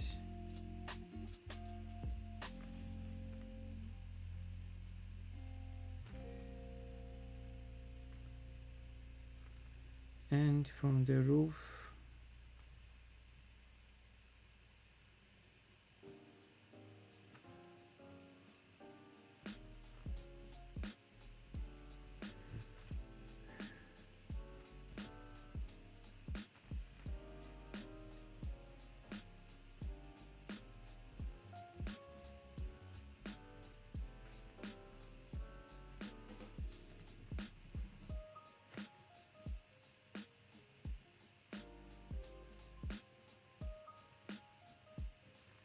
and from this stick thing that supports the chimney, and now underneath here.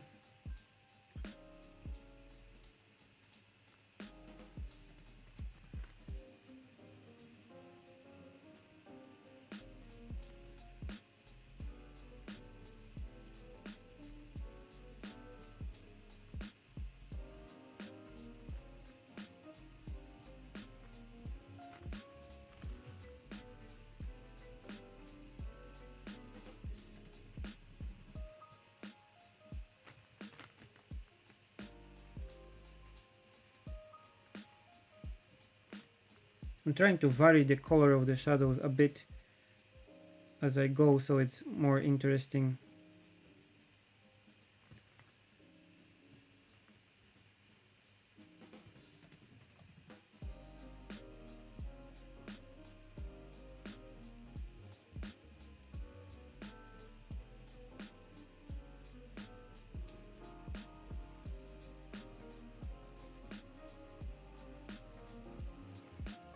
Okay, and now under this part here,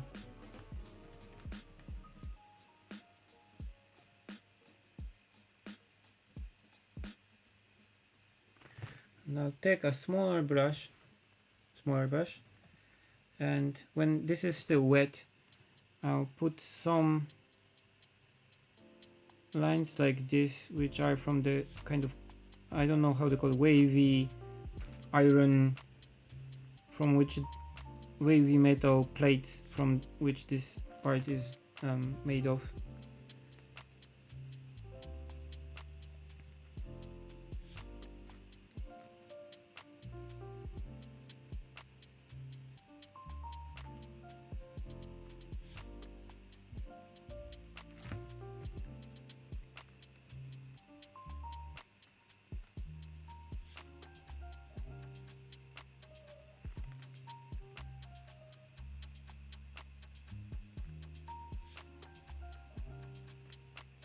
If I was doing a big picture like this, I would probably use some masking fluid on these plants, so I don't have to paint around them.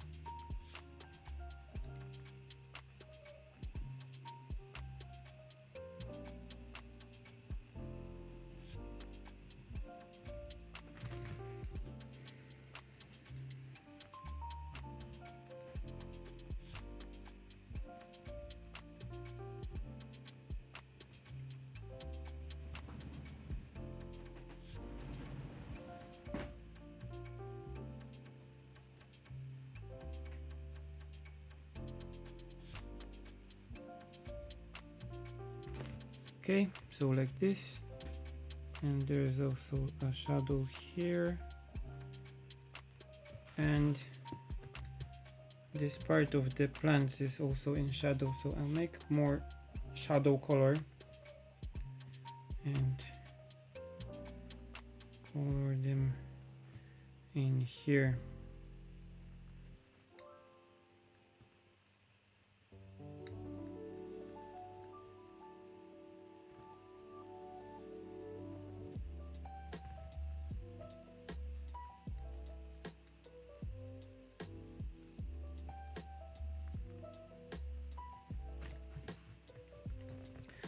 Okay.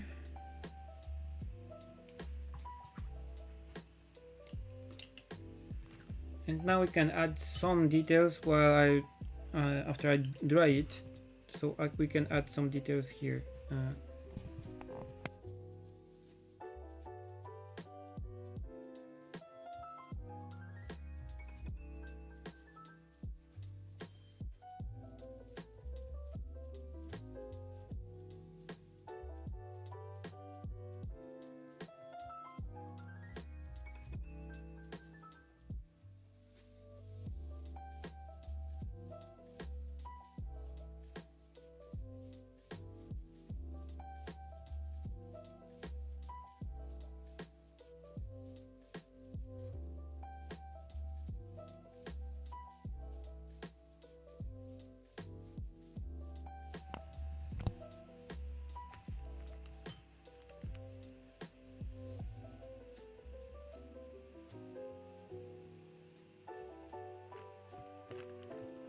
Okay, and this part here is made of nice wood, so let's just paint it this brown color.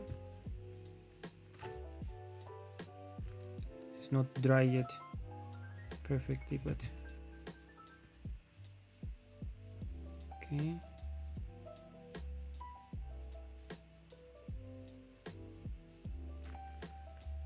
Like this. And the whole thing is made of this kind of rusty metal, because this is just the side of the building, and as usual with the Japanese kind of style of old style shops, the front of the shop is really what's important, but the back of the shop can be kind of just cheap and ugly and made of cheap materials. So a lot of times you will see something like a shop that's really nice looking like from the front, but the back or the side is just made of this kind of how do you call it, corrugated metal.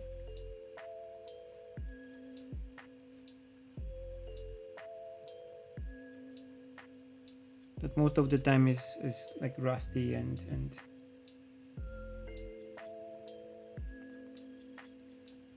not very nice.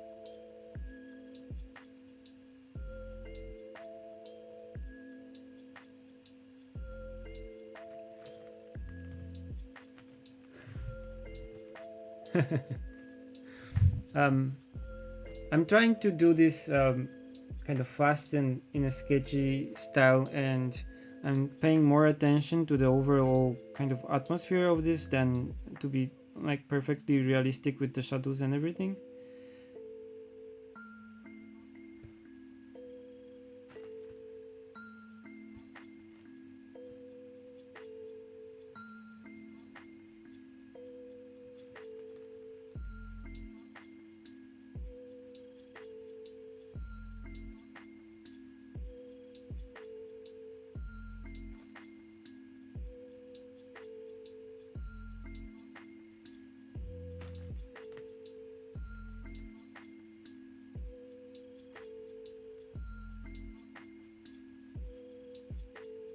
Okay, so let's add a bit of kind of wood-like texture here.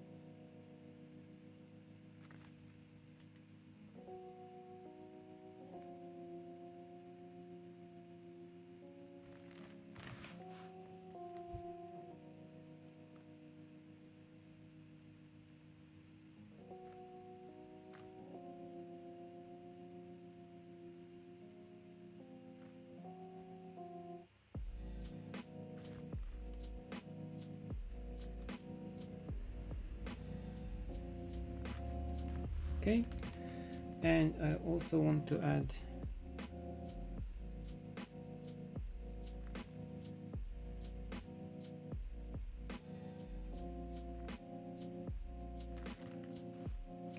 some texture here. The whole thing is made of this metal, or those metal plates, so it looks like this. Okay, let's make this part here darker.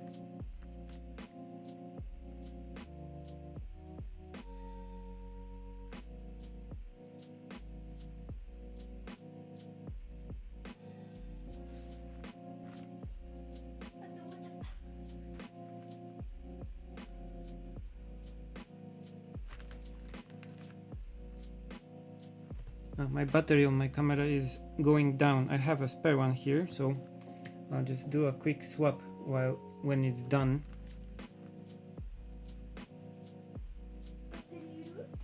あるよ。ありがとう。用意した。ナイス。偉い。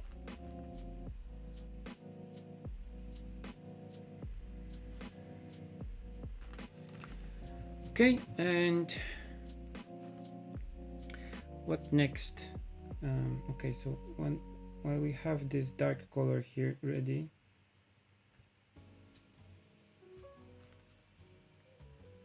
color in the window here.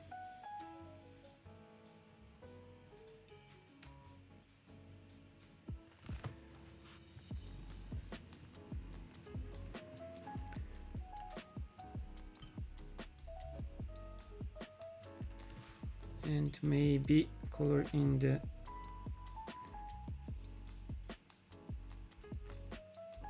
windows in the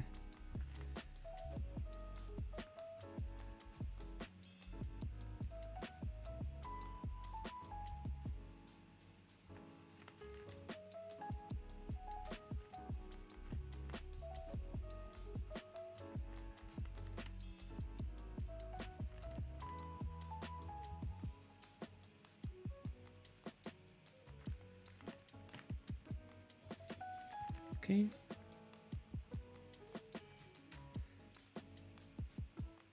Okay, if you have any questions or things that you would like me to talk about, just ask in the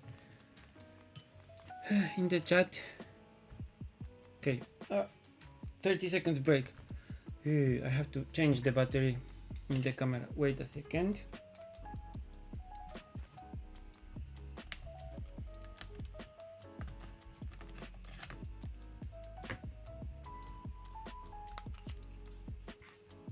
There's an upcoming Ghibli movie.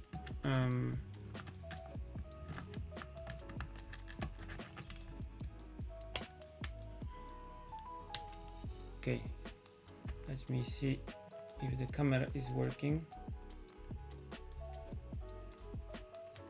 It is. Okay. Okay, so here's the reference. And what?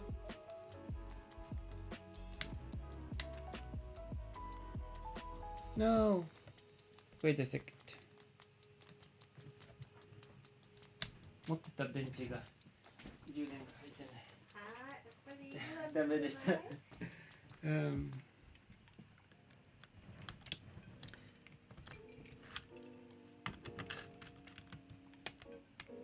It seems that the battery I had, my spare one, has no charge, but I have another one. Let's see.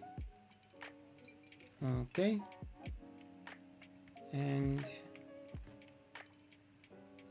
are we live?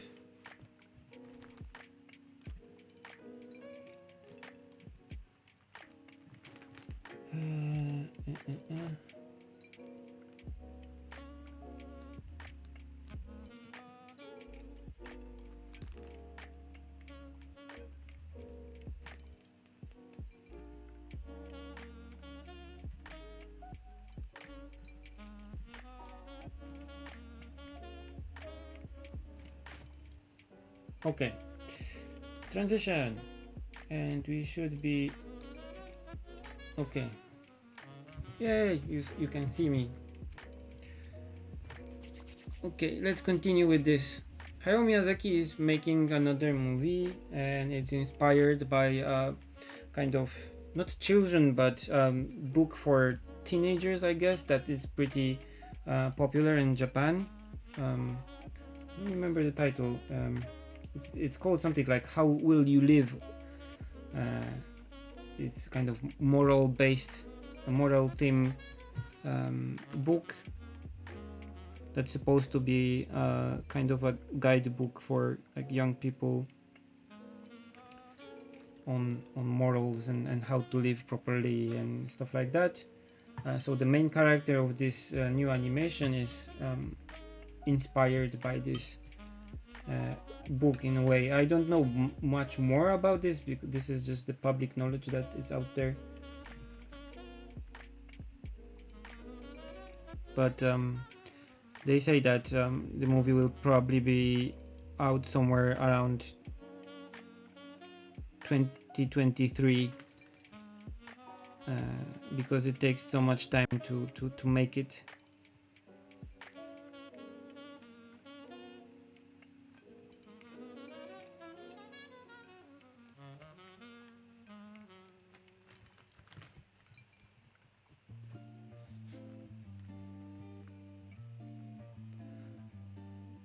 Okay.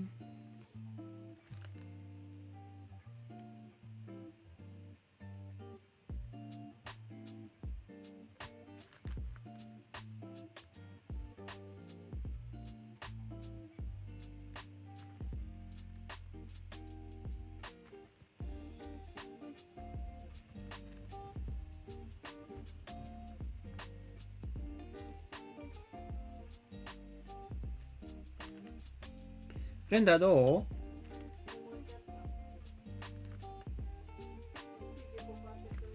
う？やはりこのフォーマットにする前に一部分だけ書き出しては分かったね。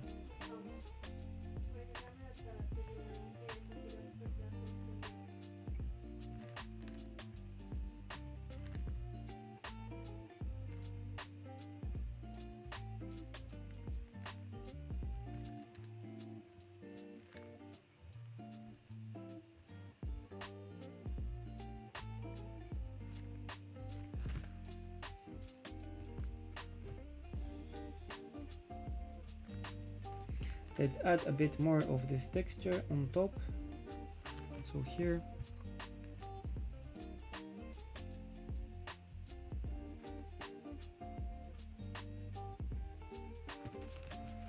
I'll turn it like this, so it's easier for me to paint the lines.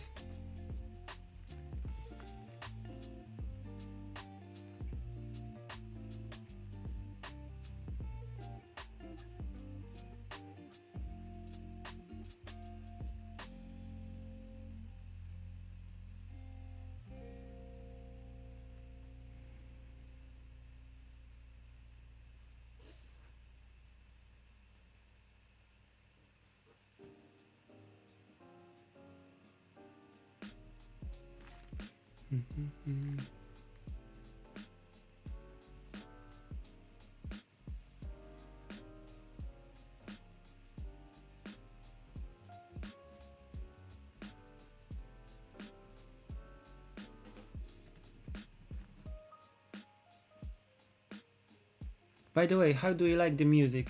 I just chose few tracks from the website I'm using right now. But they have a lot of more things, so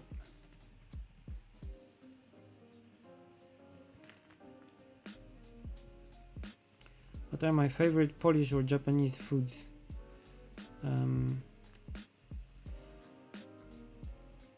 Japanese would probably be sushi or sashimi, I guess. Okonomiyaki is also good. There's a lot of really nice Japanese food, so it's kind of hard to choose. I like a lot of the teishoku, so the like set meals.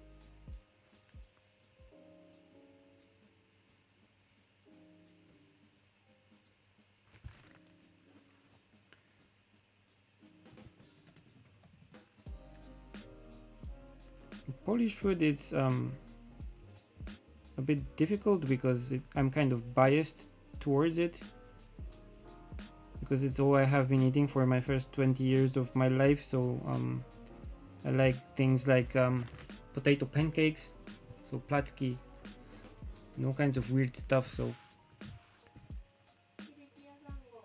yeah.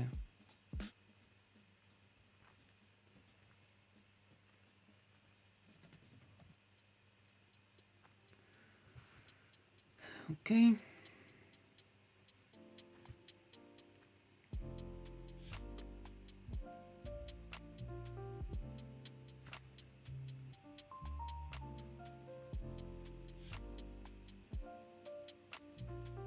Let's add some black texture here and there. できた？もうちょっと。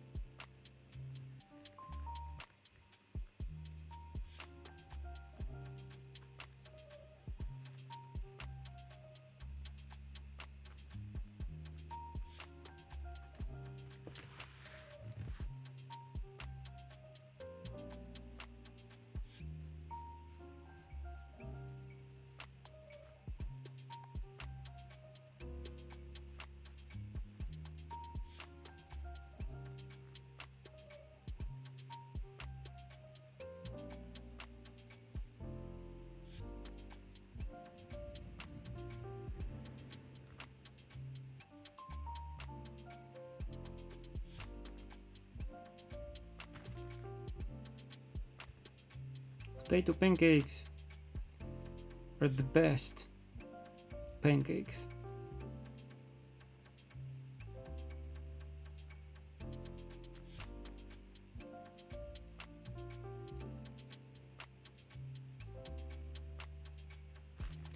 Okay, so we have this window at last, and let's color in the roof, since we have this kind of blackish bluish kind color on the tip of my brush.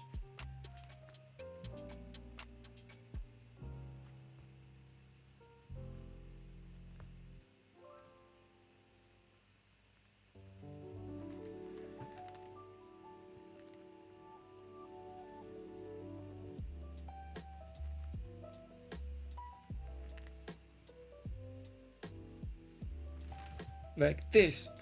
And I also want to add a bit of texture and shadow on this part here, which is the inside part of the roof. After I painted the rest, I think this is a bit too bright, so I'll just put a additional shadow here on this part.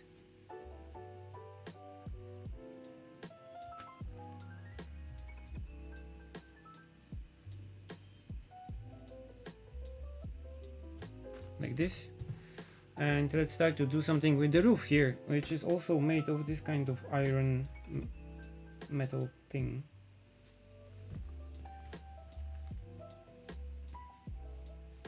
But first let's put a shadow on it.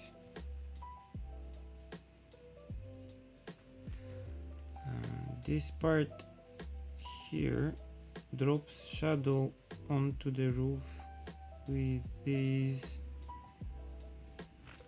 crossbars kind of things.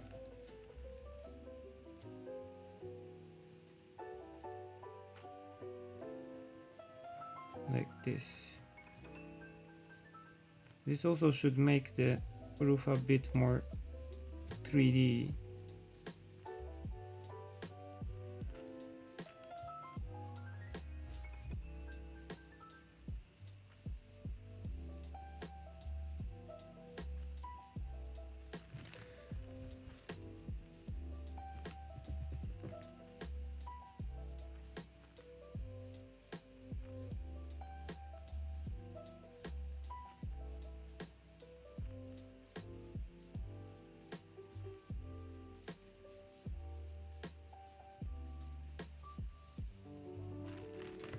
Okay, and let's use this brick red color again.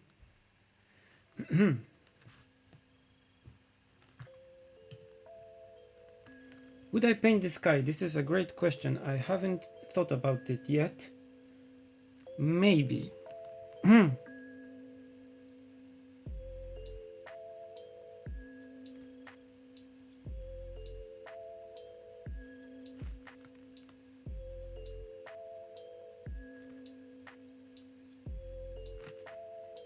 Okay, so something like this.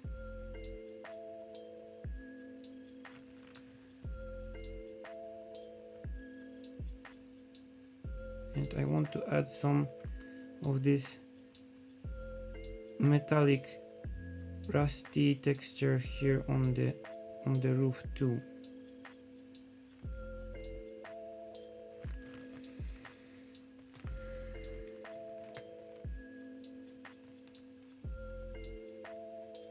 Yeah, it's like when you paint backgrounds or when you paint architecture or things like this, the first 70% of the painting looks really like nothing.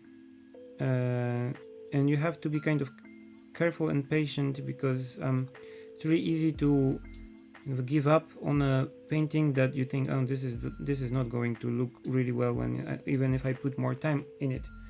But with backgrounds, it's often the case that when you start painting, it looks like a child's painting, and then it still looks like a Chinese painting like 3-4 hours later, and then suddenly you kind of go over this stage where there's just the right amount of details that some part of the painting starts to look good, and they're like, oh, this may actually work. It happens all the time with backgrounds and like buildings and stuff. This is a Raphael soft aqua brush. Raphael soft aqua. This is synthetic brush, which is nonetheless quite nice, and I like them because they are not expensive but okay quality. I painted a lot of things with these brushes. Most of the paintings that I did actually recently are done with only these brushes. It depends on the style of painting that you do, but I actually don't like so much the shape and behavior of natural hair brushes like your usual Kolinsky brushes or whatever. because the tip that they get is really pointy, and the pictures that I do are kind of roundish, and it's like, for me it feels like using a calligraphy brush for painting round things, and it's not really well suited for this. So I like the synthetic brushes that have this kind of balance between being able to paint straight small details, but at the same time the tip is kind of round. So I actually prefer using synthetic brushes.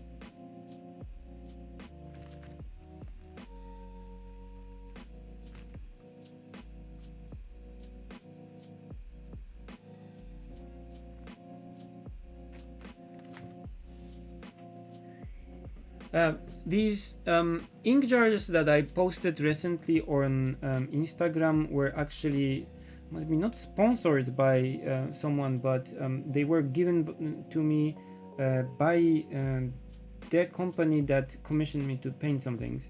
I will be showing this on YouTube when it's published. So they wanted me to paint this thing with especially these inks, because these inks are kind of thematically joined with the topic I was painting. I cannot say more. So it's like painting New York with Manhattan themed inks or something like that. So you can kind of guess what this is about.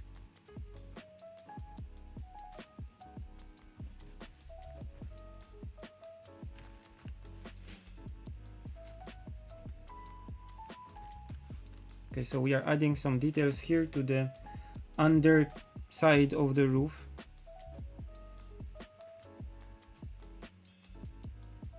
And I don't want to be too detailed about this, but the thing that I like about this building is the amount of different textures that it has.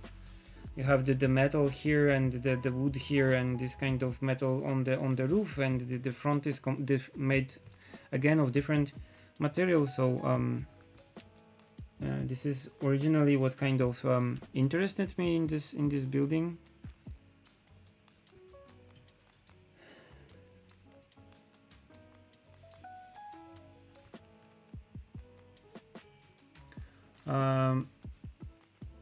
Usually the commissions find me.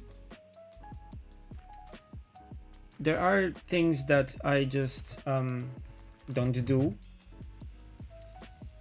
because sometimes, for example, a company would request me painting things in style of my animation backgrounds that I did in like Your Name or something, and this is not exactly my style. This is just the style of the backgrounds that I did for that movie. So I don't want to use this style for my personal work. It's just different than my personal style. So when I get commissions like this, most of the time I refuse, but sometimes I get commissions that are more oriented towards the thing that I do. So for example, they saw my book or saw my stuff on the internet, and they would like me to paint things that are similar in style. スーパー行ってくる。あ、そう？富士。大丈夫？一緒に行く？ニュースもうちょっとかけてた。うん。あと20分ぐらい？ 20分待って2人行く？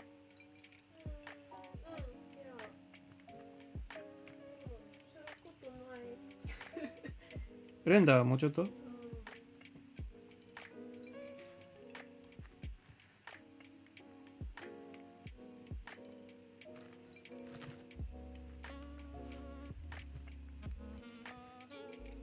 そうね、ゲームったら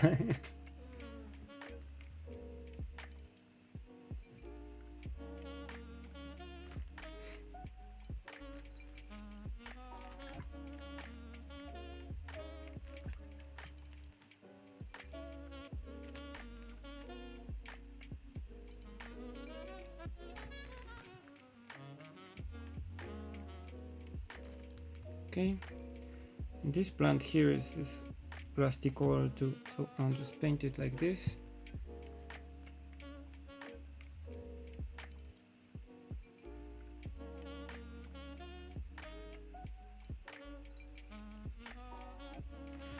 Okay,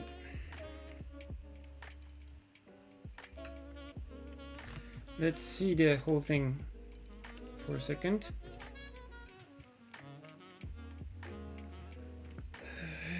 I think I prefer pencil lines maybe, but pencil is kind of difficult to work with watercolors.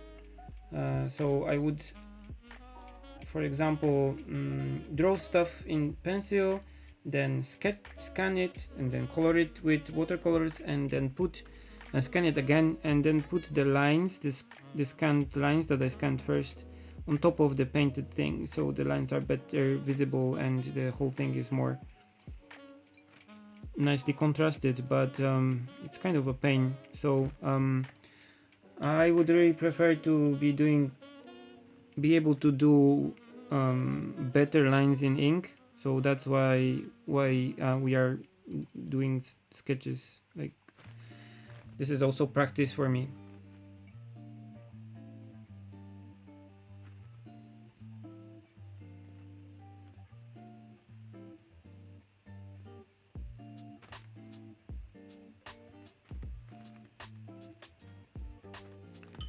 Okay. Okay.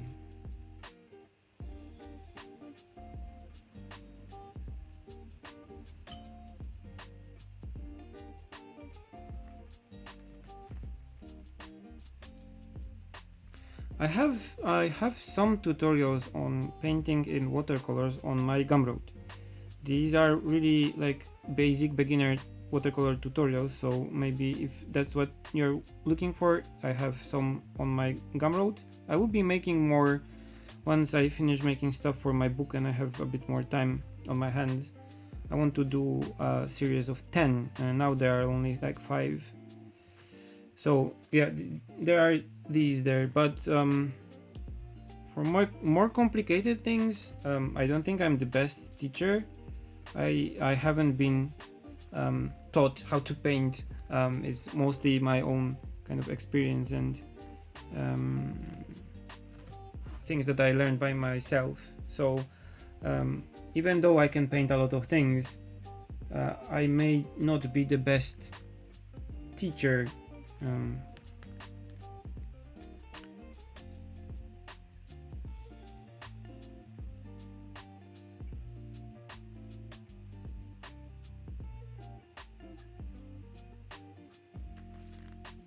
So someday if I have a concrete kind of idea of what I would like to convey with a lesson or a lesson pack or something like that, and maybe I would do like a series of videos that would show my approach to painting on a certain example. But yeah, I will have to spend a bit more time thinking about actually what to do and how to present it. So for now I would like to focus more on doing my own things than on teaching.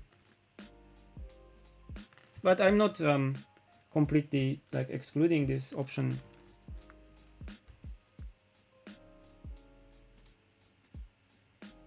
Okay, so let's paint something that's similar to the cross-hatched net that is here. This is a bit too dark. Oh, okay, whatever.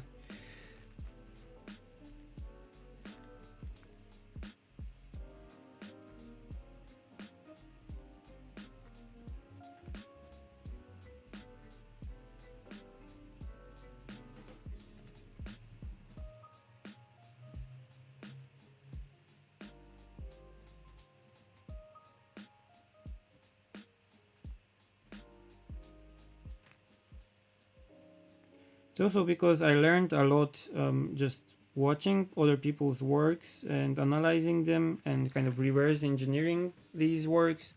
So this is also what I'm trying to do with my YouTube channel, for example, presenting you my techniques, like in a more kind of this is how I do stuff approach, and so you can steal kind of the things that you think you could use in your own art.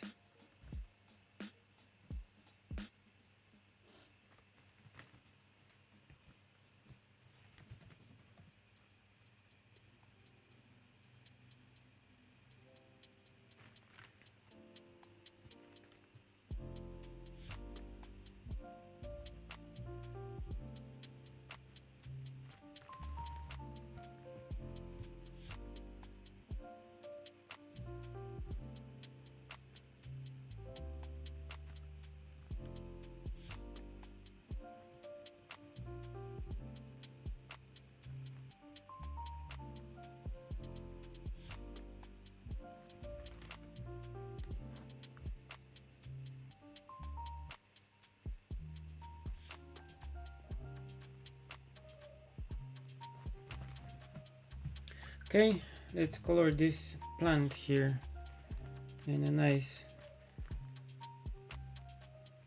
greenish rusty color, and we are almost there.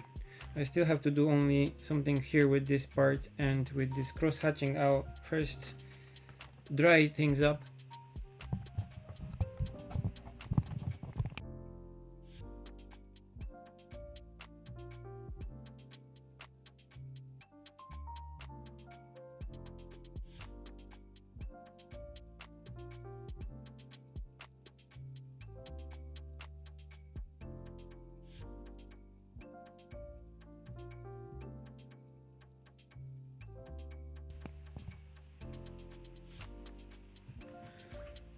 Pricing your things is a difficult thing. Let me see, the mic is on. Pricing your things is a difficult thing to do, but the way that I found kind of helpful is thinking about your work in time. So if you do some work, you will know, for example, that painting a painting like this will take you, for example, 3 days, and you know that you value your time more or less in this kind of frame of reference. So for example, your previous work took you 4 days and you got X amount of money for it. So if this new project will take you, for example, 20 days, you want Y amount of money for this. So if you are and if you know that, okay, if I get this amount of money for this time of work that I'll spend on this project, I'll be kind of satisfied. That's okay. If you can get more, you take more, because you don't know where the next work, if you're a freelancer, will come. But if they offer you less than your time is worth, then you have to consider other things, like do you want to do this work, or do the people that are commissioning you, do you want to work more with them, for example, in the future, and things like this. But most of the time I'm considering my time, and if the thing that they asking me to do is along with my kind of values. Na zdrowie. So that's why, for example, I don't accept works that ask me to do backgrounds in Makoto Shinkai's style, because this is not my style, and it's not with my kind of brand.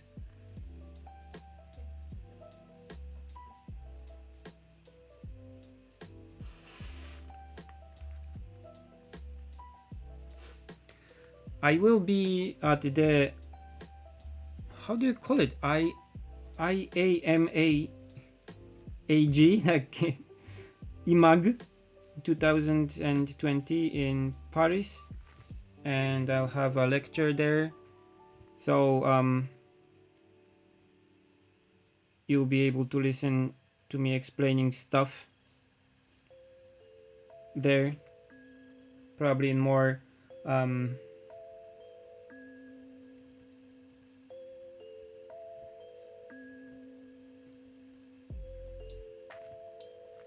easier to understand way. So yeah, this will be my first time in France, first time in Paris also, and probably will go together with Kana also. So yeah, I'm kind of looking forward to it, but I'm not really a fan of using airplanes. I don't like airplanes, so I'm also not looking for the travel part.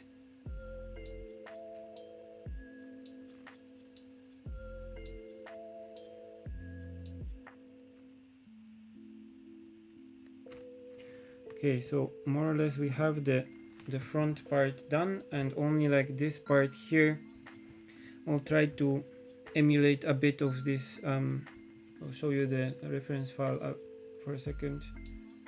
You see that there's the like the X pattern on the wall here, so here. So I'll try to emulate it.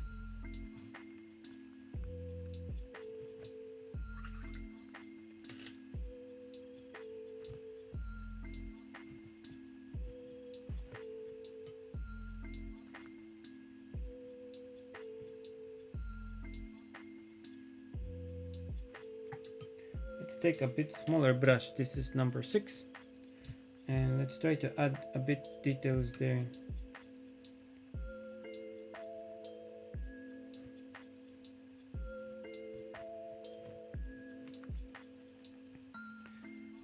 Zoo.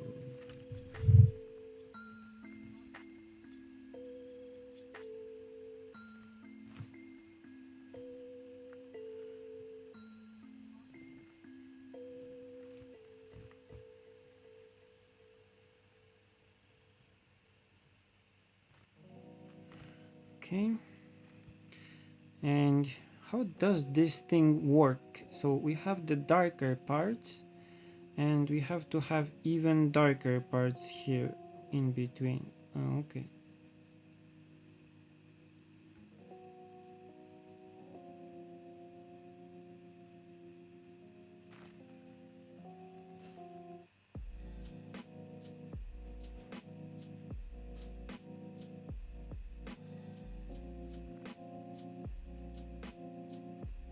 I should have probably done this with ink.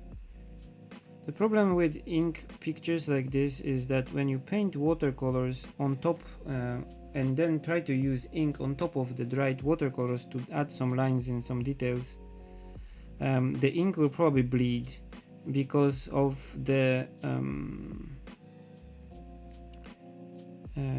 watercolor particles that are already on the paper and the chemical stuff in the watercolors that modify the like surface tension of water and all kinds of stuff. So the ink will probably like bleed and the lines will be thicker.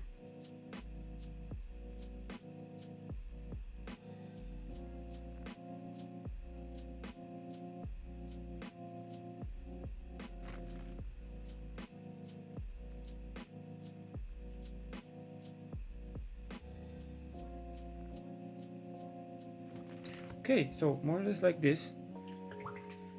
And let's just put some end to things like here and there.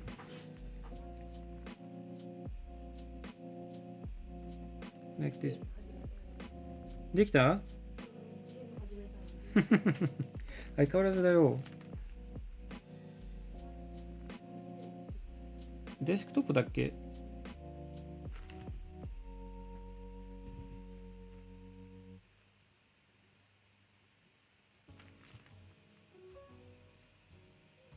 Okay, and maybe a bit darker here.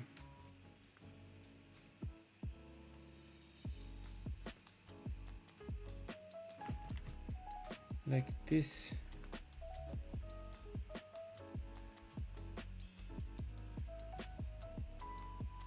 あれは多分普通のクイックタイムで再生できない。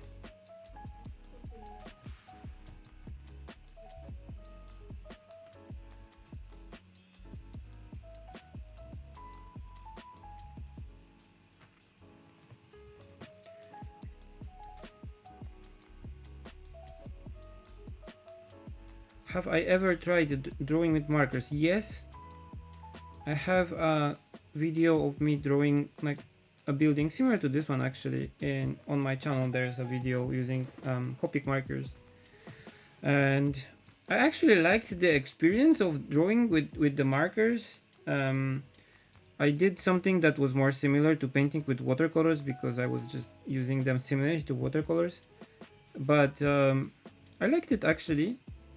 I have some problems with the brand itself and with the kind of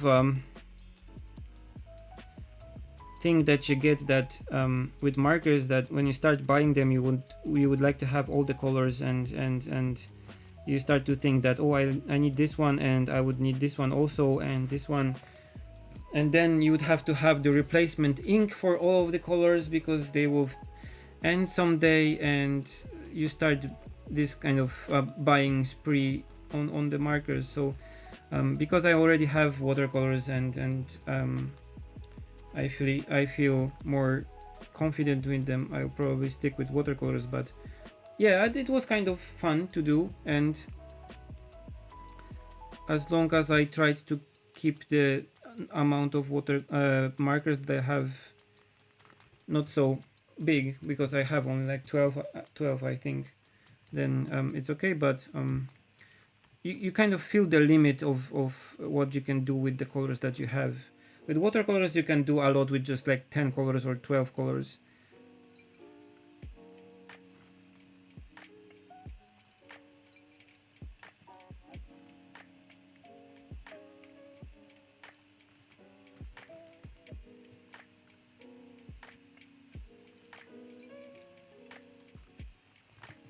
Okay, so I think we are nearly done.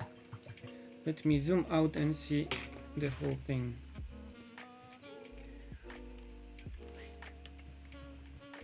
So more or less like this. I think we need sky here. Maybe we do.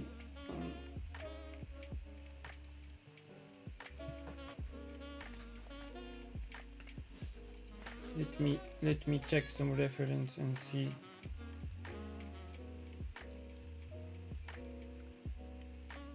Yeah, maybe let's add some sky, like a nice blue sky here. We'll finish the picture off nicely. Okay, let me clean up the palette a bit.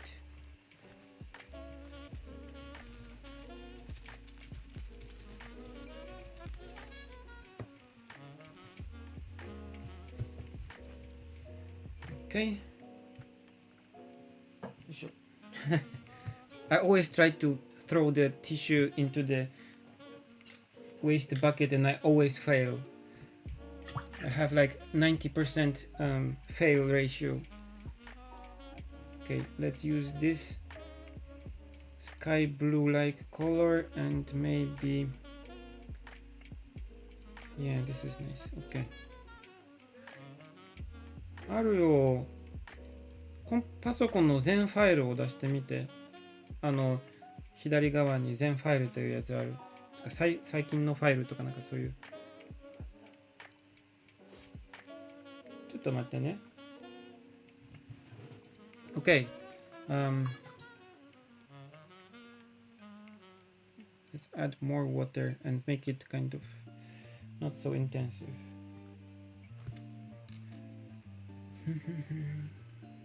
Okay, so this is a bigger size 14, and let's paint a bit here.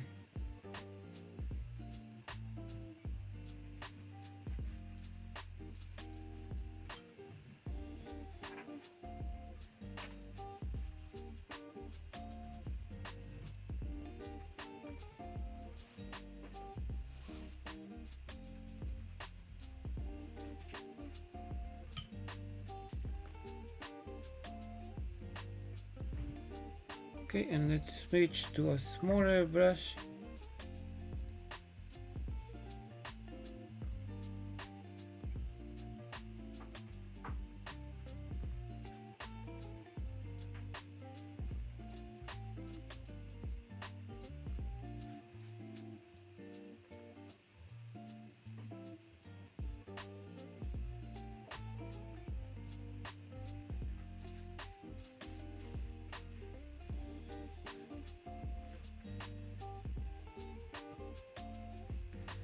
Even though this paper is hot pressed variation, so it doesn't have so much texture, I like it because the paint does not dry so fast that it's kind of impossible to work it while it's still wet, but it does not also stay like wet and clump together into these kind of puddles that ruin the wash and make it uneven. So I kind of like this paper.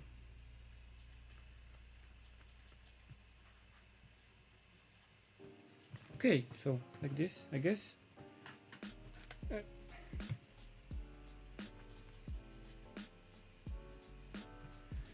Let's dry it down.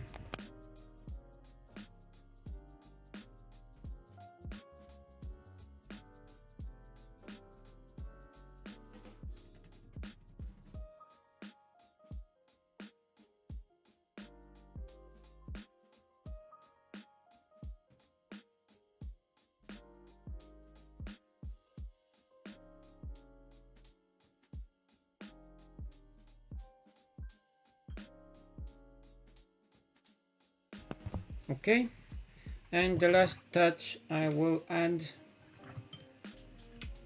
let's zoom out a bit, and this part here is a bit empty, so I'll add a shadow that's probably falling from another building that we cannot see, so it's like out of the frame. I'll mix a bit of ultramarine with again a bit of this reddish kind of brown, and yeah, which gives me this violet like color. And let's add a shadow here like this.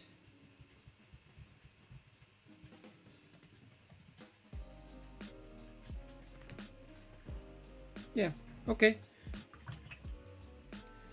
Okay, so I think this painting, it's more than a sketch. I think it took 2 hours and 2.5 hours to finish. I think it's done. This was done with the Mijello watercolors, so with this set, 26 colors on hot pressed watercolor paper, and we were painting this building that I saw when we were with Kana in the Karuizawa, so near the Mampei hotel. I will scan this later and I'll post it probably on my blog or whatever, and probably put a bigger version of the file to Patreon. Okay, so I hope you liked it, and I'll be doing more live sessions and more videos. Still, I'm doing my book Tokyo at Night, so when this will be finished, I'll also announce it on the internet. And okay, thank you for joining me, and I will see you next time.